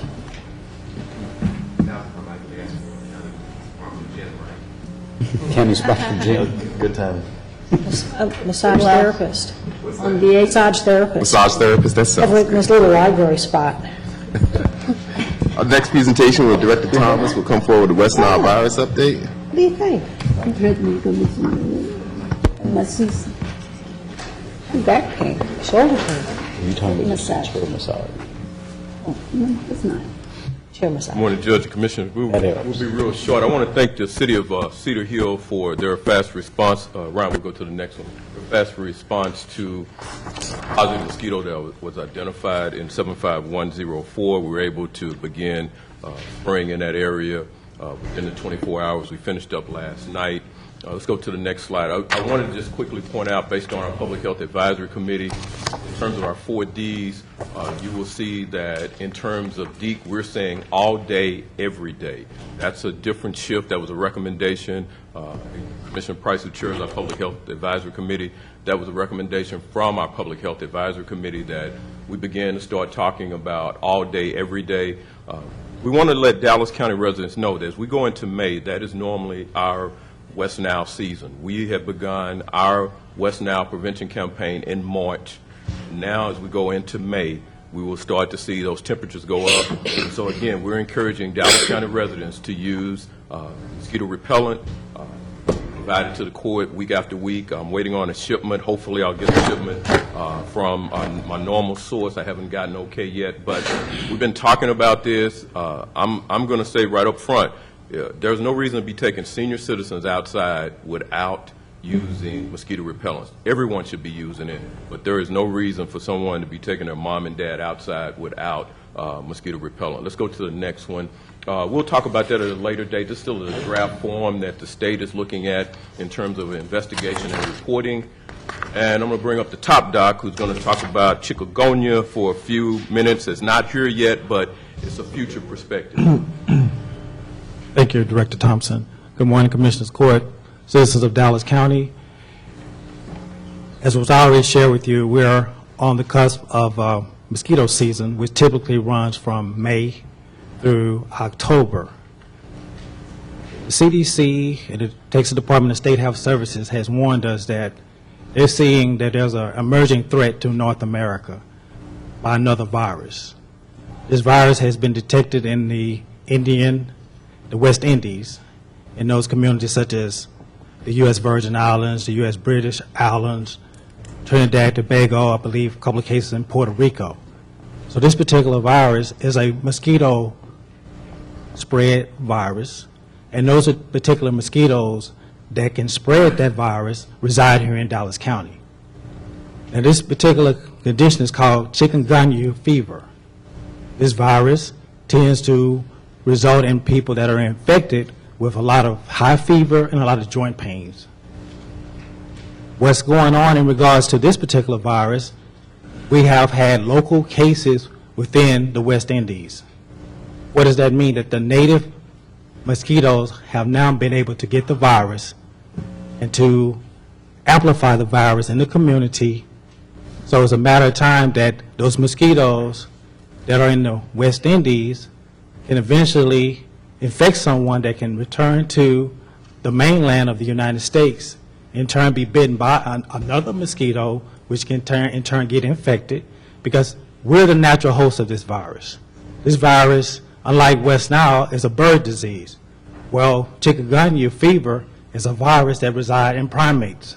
So over in Africa, this particular virus is circulating through the primates, the monkeys, the gorillas, etc. However, this particular mosquito, one is called Aedes albopictus, and the other one is Aegypti. Those mosquitoes are here. So here's the threat.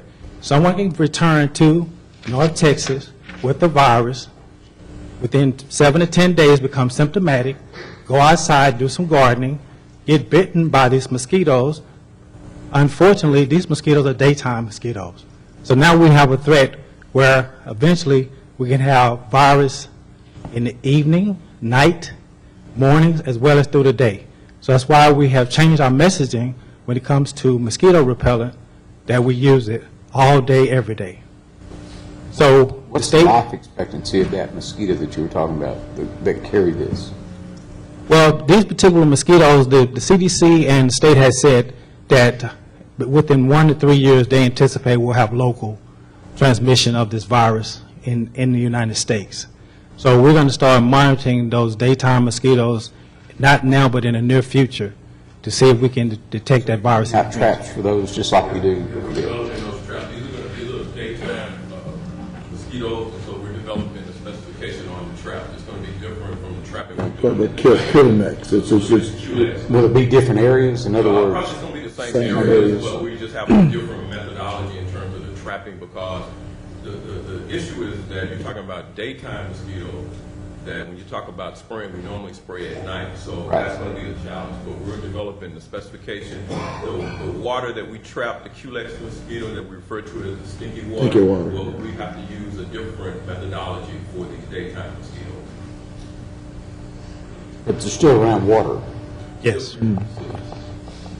So standing water is definitely the breeding source for virtually all mosquitoes.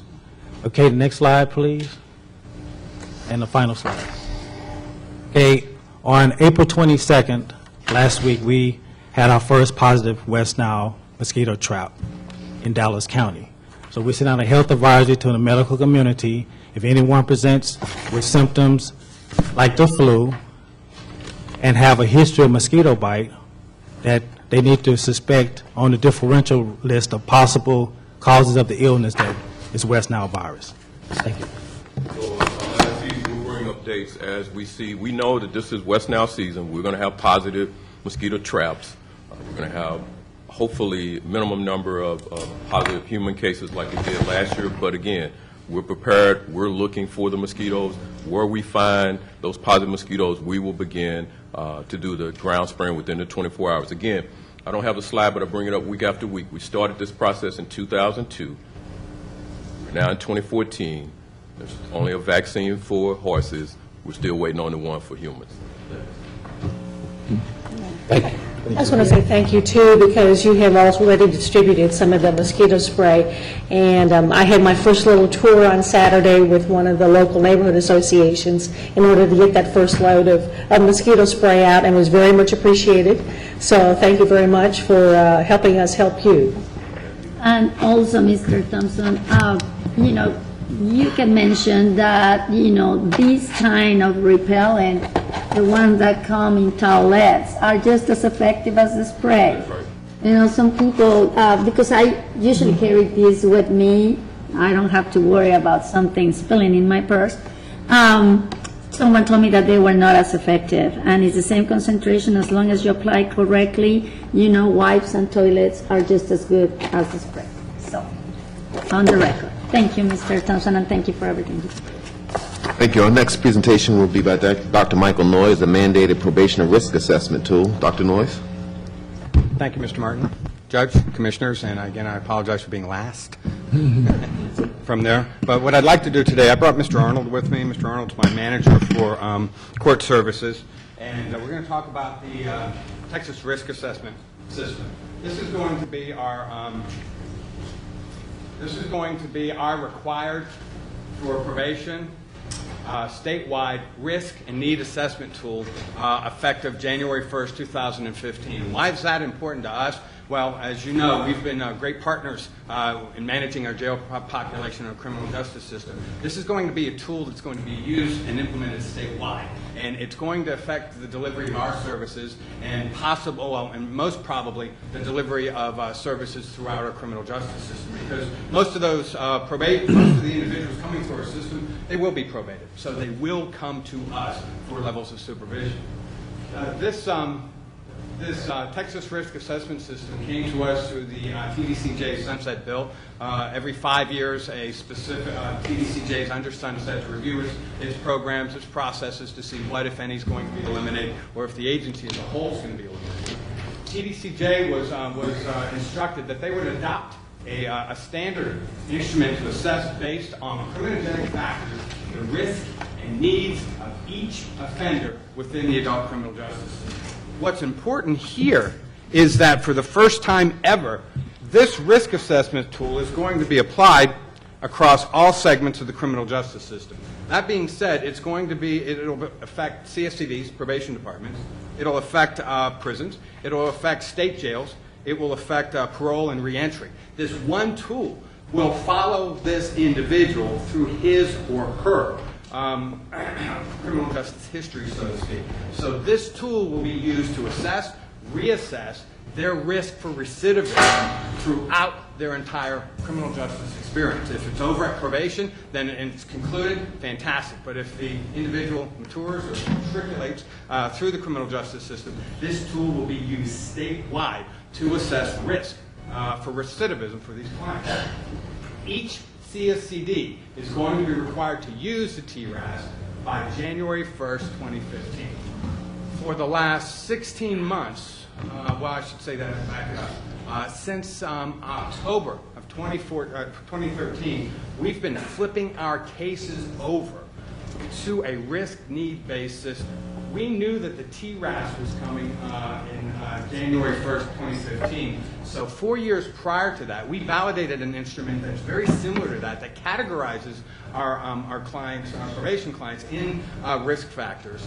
And we validated that instrument and began flipping our cases to supervise by risk. Why is that important? Historically, within our industry, what's occurred is that a probation officer will have clients that are high risk, medium risk, moderate risk, and low risk. They will provide the same unit of service to each client, regardless of what their risk level is. That in itself is resource draining, because a low-risk client will not need the same services, attention, resources that a high risk for supervision or recidivism would necessarily need. Our TRAS, or the TRAS, will assist our courts with sentencing, disposition, and placement, will target offenders who have a high probability of recidivating through intensity of intervention and treatment doses, the level of supervision, including the contact requirement. The highest risk clients will receive the most supervision, the most services. The lowest risk will receive the least. And the types of supervision imposed. Agencies, the TRAS will aid our agencies in evaluating resources availability and planning for the delivery-based data gathered from these assessments. This will break our clients down to low risk, moderate high risk, and high risk categories. At this point now, all of our felons are screened through the LSIR, which is a risk assessment tool that we purchased and we validated here in Dallas County against our population. And it breaks our clients down into these risk categories for us. Okay? We are flipping our cases, one satellite office at a time. We have 7 of those. So that those caseloads and those case officers, probation officers providing those services, are providing services to either all high risk, all moderate or medium risk, or all low risk clients.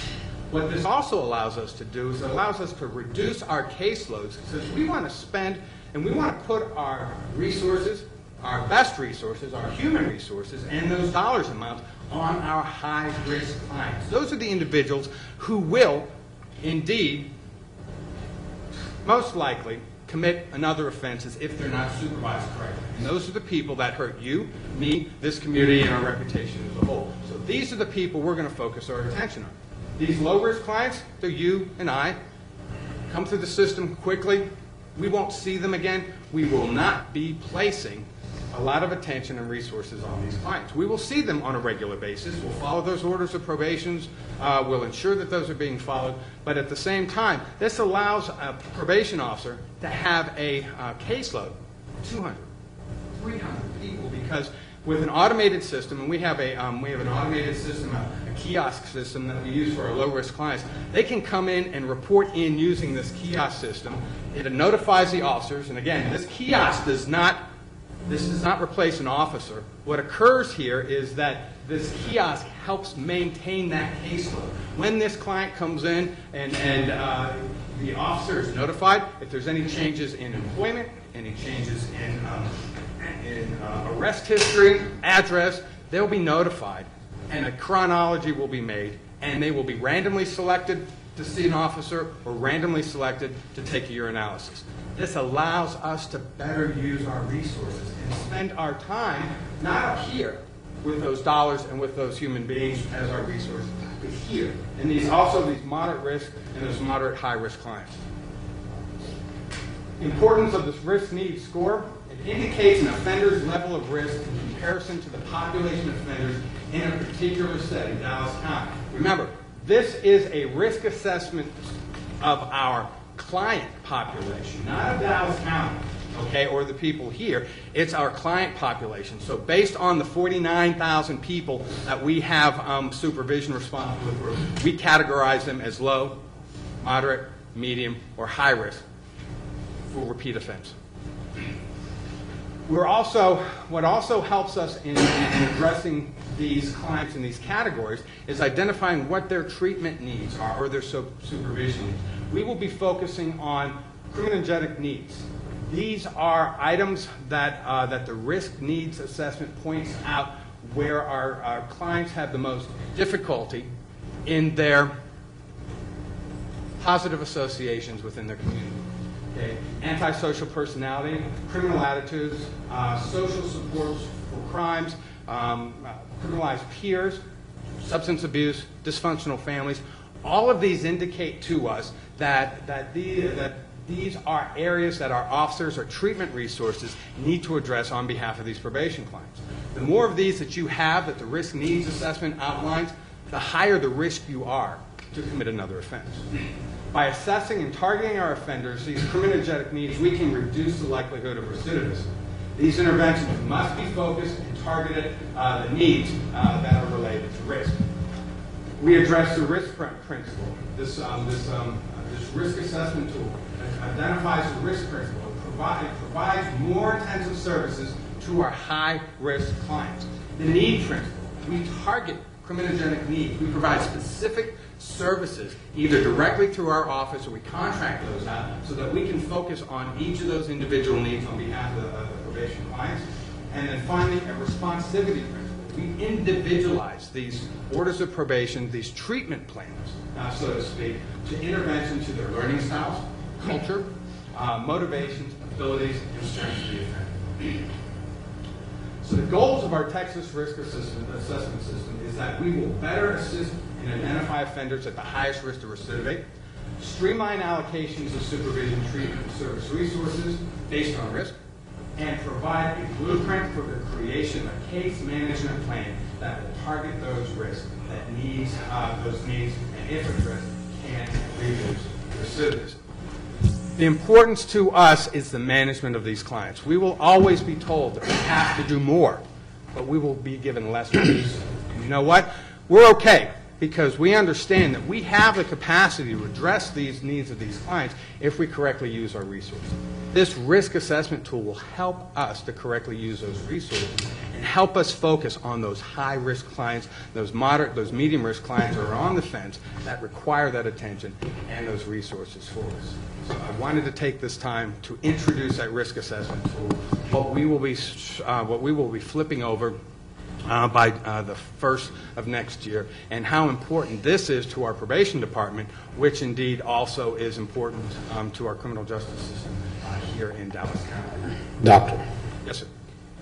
do you anticipate more blue warrants or fewer blue warrants? Well, those would be parole from that aspect of it. From parole standpoint, we'll probably look at... I'm assuming they're in this. They will be in Yes. it, and I can't speak for them as to where their advances are. We've been planning on this for a year and a half. I can't speak as to where parole is in regards, and I am not going to put myself Well, in a position... but one of the things, and as you said, they're working basically probably within the same parameters. But one of the things we've seen with parole and their blue warrants is less. We've seen them manage less in terms of our jail population. Every once in a while, we see a peak. But when we see that, when we call them, they're moving back. So for the last year or so, they've been kind of leveled off. Well, when you talk recidivism, the more focused you are, the more recidivism you're going to have. Oh, yes, sir. So if you're discounting a certain group, the lower risk and all the way up to moderate to higher, if you're focusing mainly your resources on the high risk and some on the moderate risk, your recidivism is going to be less because you have a smaller population.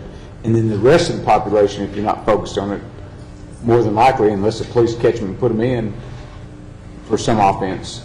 So your numbers are going to be kind of skewed, in my opinion. Yes, I understand your caseloads and your funding and the need for addressing those high-risk individuals, but are you going to pop the ones that are high risk that you catch the first time? I mean, what's your game plan on that? If you're going to Those that are high risk, yes, sir. Because the issue at hand is that we're going to give them an opportunity. Our treatment plans will outline what they need to be successful. But some of these individuals, this isn't their first rodeo. They've been through us. They've been through prison, safety, coming back on probation again. If they're coming back at high risk and we're unable to provide for services for them, yes, sir, they're going to jail. They're going back to the prison system. Yes, sir. And the state is going to support that. Yes, sir.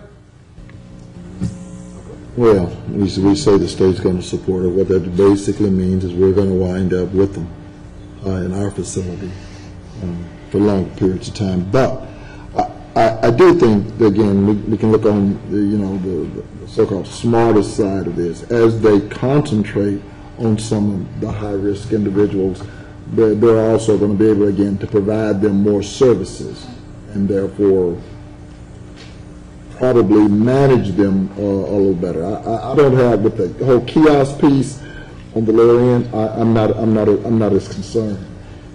I'm worried about more services on the high end. And when we say more services, we're basically talking about what I call one-on-one eyes, probation officers dealing with those clients day by day. So. Is that a? Oh, that's a fair assessment of exactly what we're doing. This allows us to align and put our human beings, our human resources, with those clients, because the research shows that relationship, that building relationship, is most important for them if they're going to make a positive change. Now, I'm not promising that every single person that comes through is going to be healed from that aspect. We've got people that come through us 1, 2, 3, 4, 5 times from them, but we'll continue to provide for those services. What this lets us know is who's best apt to accept these services and become more productive within our community, as opposed to those aren't. Those that are high risk, Commissioner, from that aspect, that are extremely high risk, we're going to spend a lot of time on supervision.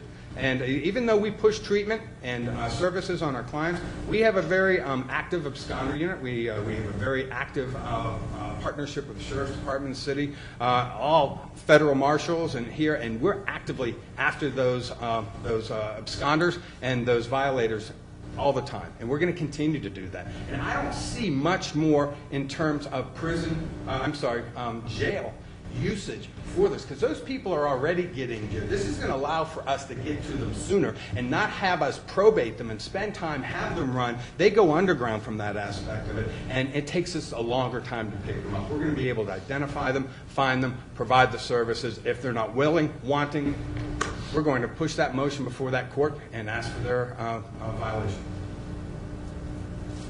Bottom line, it makes an awful lot of sense, because it's so much cheaper to be doing it that way than to do it $62 per day for people who may not necessarily have to be there.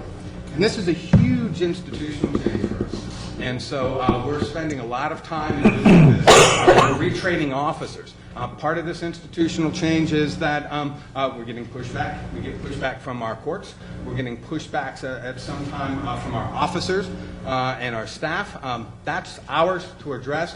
But what's that resulted in also is that we've had some failings in supervision, as you were aware of last summer. Those audit results are coming back soon for us in regards to that. It's officers, it's management, it's flipping those cases over and changing the way that we do business. Retrain some of the staff. Yes, and that's it. And we have wonderful staff. They do an excellent job, but at the same time that we're training them, we still have to supervise those 49,000 people. And so to carve out time to train and to supervise those clients at the same time makes a daily challenge for us, of which we embrace.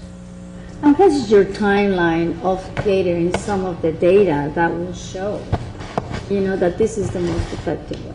They've already had the. They already have some of it, but obviously the system is going to change.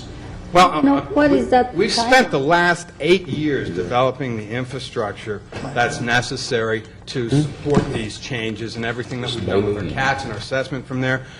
With this across the state, I want to highlight that from 2010 to 2013, and these are CJAD's numbers, we've reduced our felony revocations, technical revocations, from a 51.7% in 2010 to 45% now. And again, Dr. Noyes, having those numbers, implementing the changes, the management, the retraining, everything that you just mentioned, the different way of dealing with the courts and the jail, what is your timeline and what is your goal for reduction in the future? Well, the reduction piece is going to be difficult to say at this point as far as recidivism. What this is allowing us to do, Commissioner Garcia, is manage that population that we have. And that's where our focus is at this point, managing that and retraining our officers as to how to deal with these specific clients on their caseload. Because they're providing the same unit of service to clients on a day-to-day basis, whether they're high-risk or they're low-risk clients. Dr. Norris has been a little modest. What has basically happened here is because Dallas County has been utilizing a very similar model, all the state has done is taken the Dallas County model and exported it. I mean, this is the Dallas County model with some tweaking. I mean, he's not saying that, but that's exactly what it is. With that testimony before my favorite senator and some other people, they've exported this model, and they've said, it works. It's working in Dallas County. So that 51% down to 45%, and we talk about those people who are on probation, and that's not the high risk, and again, we need to recalculate, but it's $2.97 a day on probation. And sir, if I could interrupt, one last point that's important here, because we talk about misdemeanor clients and all those misdemeanors in there. Since 2010, in 2010, our courts violated 76.4% of our misdemeanor cases. Today, we're violating 23.9%. That means that those people are staying in the community, we're working them, and they're not going into our jail. Exactly. Or they're being diverted completely from misdemeanor, not even having tried. And I thank the District Attorney's Office for a program that we've been working with for 6 years to divert these people out, because these aren't the people that need our resources. It's those high-risk people that we have. That's where we needed to shift it. So as the Commissioner has pointed out, we've developed this infrastructure for over 8 years, and we're pleased that others are seeing this. In fact, so much so that Dr. Williams had gone to Harris County, and I'd also like to outline, too, that one of my former management team members now runs the Travis County CSC. I remember something. And Mr. Robinson does. So not only are we exporting ideas, those people who work those ideas are also being exported across the state. So we're very pleased with this risk assessment tool. Is huge for us, but I do want to say that it comes with obstacles, and when you make those shifts and those changes from there, and I promise improvement as we move forward, but we are going to hit some bumps, some changes as we retrain both employees and some of our... How long will it take you, that retrainment? You know? It'll be ongoing, but we have to use the instrument by the first of the year. We have, I don't know, 5, 6 trainings a day on this instrument with our officers per satellite office that we're implementing until the first of the year. So we're carving out time to ensure, and those who can will be with us. Those who can't, we will train. Those who can't. Okay. Well, ready to move forward, Dr. Noyes. And thank you for your... Thank you, and again, apologize for being last, but we wanted to share this with you because it's important to the state of Texas. It's also important to our criminal justice system, and we wanted to share that today. Thank you for the important information. Thank you, Judge and Commissioners. Appreciate it. Thank you, Thank you. Thank you, Dr. Noyes. On the budget, item 4 recommends adding 2 post-trial service officer positions and further recommends Human Resources Civil Service Department review the new positions for proper classification. Item 5 recommends submission of the grant And application. number 4, Yes, that just yes. emphasizes exactly that whole presentation we just heard, the economic, the financial benefit of looking at these other Options. methods of taking care of perpetrators of crime. That's right. That's right. Thank you, Doctor. Item 5 recommends the submission of the grant applications listed to the Criminal Justice Division, Office of the Governor, authorize the county judge to sign all related documents to the grant submission of the listed grant applications. Item 6 recommends approving the revenue contract for uniform shop management with a total cost of $216,000 over a 3-year period. Item 7, Health and Human Services, approve Department of State Health Services Hanson's contract amendment. Item 8, approve the fiscal year 2014 Comprehensive Energy Assistance Program supplemental contract in the amount of $1.4 million effective April 1, 2014 through September 30th. Item 9, approve the memorandum of understanding between Dallas County Public Health Preparedness Division and the American Red Cross Dallas area chapter of the North Texas region. Item 10, Hillcrest Foundation donation, approve the donation from the trustees of Hillcrest Foundation in the amount of $2,000 and approve deposit of these funds into the Welfare Department for the purchase of food cards, vouchers for Dallas County low-income and indigent residents. Information Technology, item 11, insurance waiver, request the approval of insurance waiver for Western Business for professional liability insurance for the period 10/28/13 through 4/8/14. They do have the insurance coverage now, I believe, correct, Mr. Victor? Yes, sir. Item 12, approve and authorize purchase of 5 NetApp SAN disk trays from Free IT Data Solutions under DIR contract at a cost of $166,000. Item 13, recommends approval of Amendment 1 of the Extended Personal Services Contract from May 8, 2014 through January 15, 2015 at the not to exceed amount of $204,000 for Ms. Preeta Shrestha, and the same for item 14 for Mr., and I'm not going to try to pronounce that name. 15, operations, approve the AT&T tariff network agreement for connecting the Sheriff's Training Academy facility into the AT&T OptiMan service. Item 16, approve the AT&T tariff network agreement to connect the Sheriff's Courtesy Patrol facility onto the AT&T OptiMan service. Public Works, item 17, award of a construction contract with 4-Star Excavating, Inc., and a total base bid amount not to exceed $282,000 to be paid from the CDBG program for the City of Combine.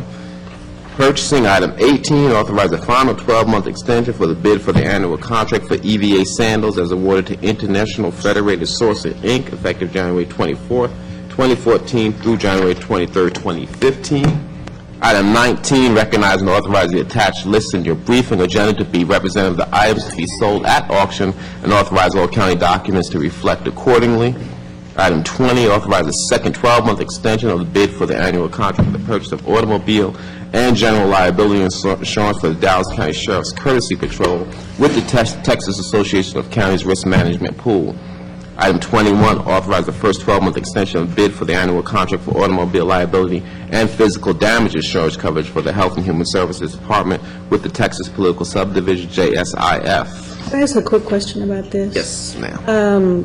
These are just 2 types of, I guess, service that our vehicles are involved in. One was the Sheriff's Department for number 20, and one was HHS for number 21. Correct. How many types of Different automobile insurance coverage do we have, and is it really tied to the very specific type of work that they do? In general, I just asked Mr. Brown that very question from what you asked, what you had sent, and the reality is we generally self-insure, but a number of these are grants, and these grants will pay for the specific insurance. So, Grant. right, It's right. either a requirement of the grant, or we want the grant to bear the cost if there is a problem. So both of these are related to specifically to very specific grant-funded vehicles. Correct.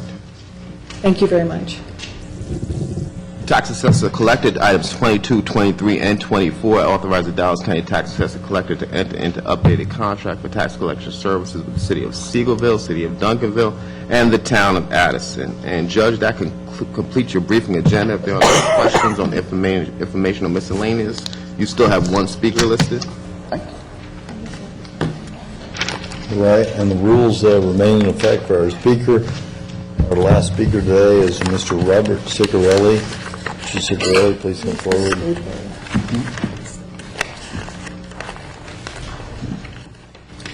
Good afternoon, good morning, everybody.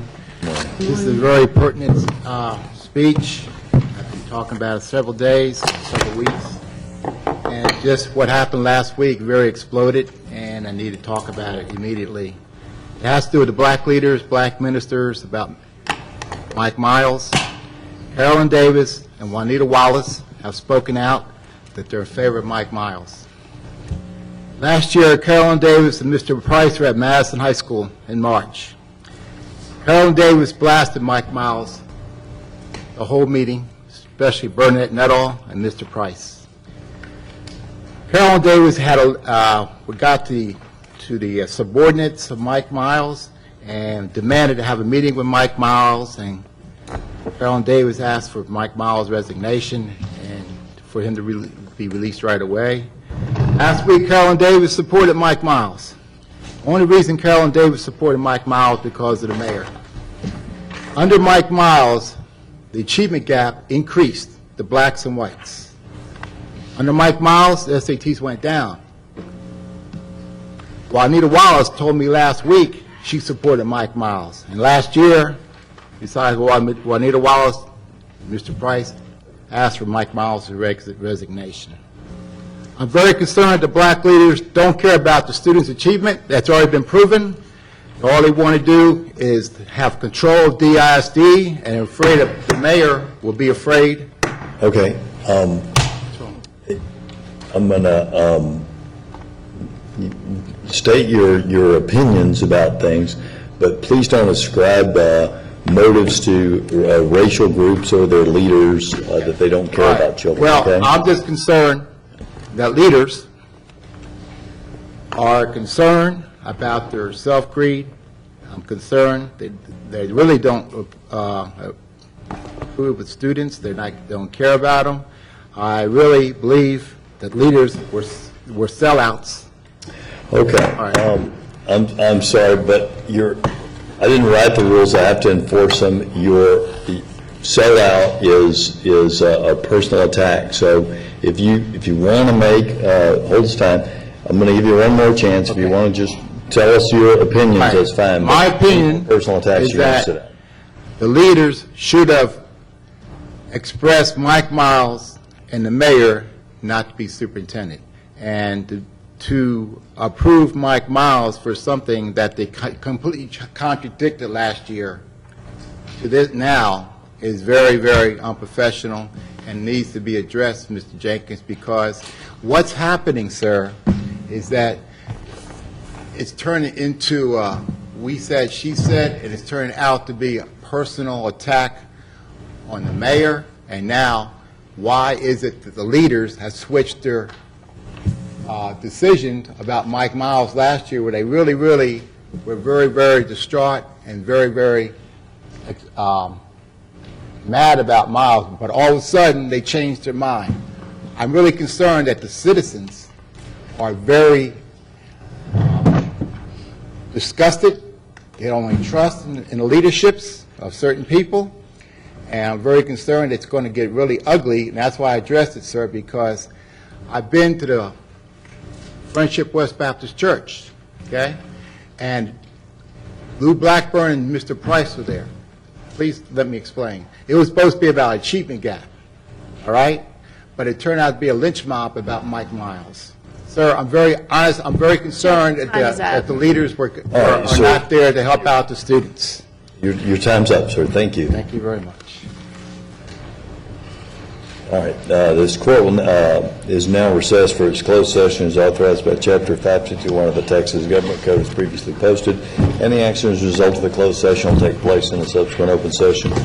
Begin our closed session in 1 minute.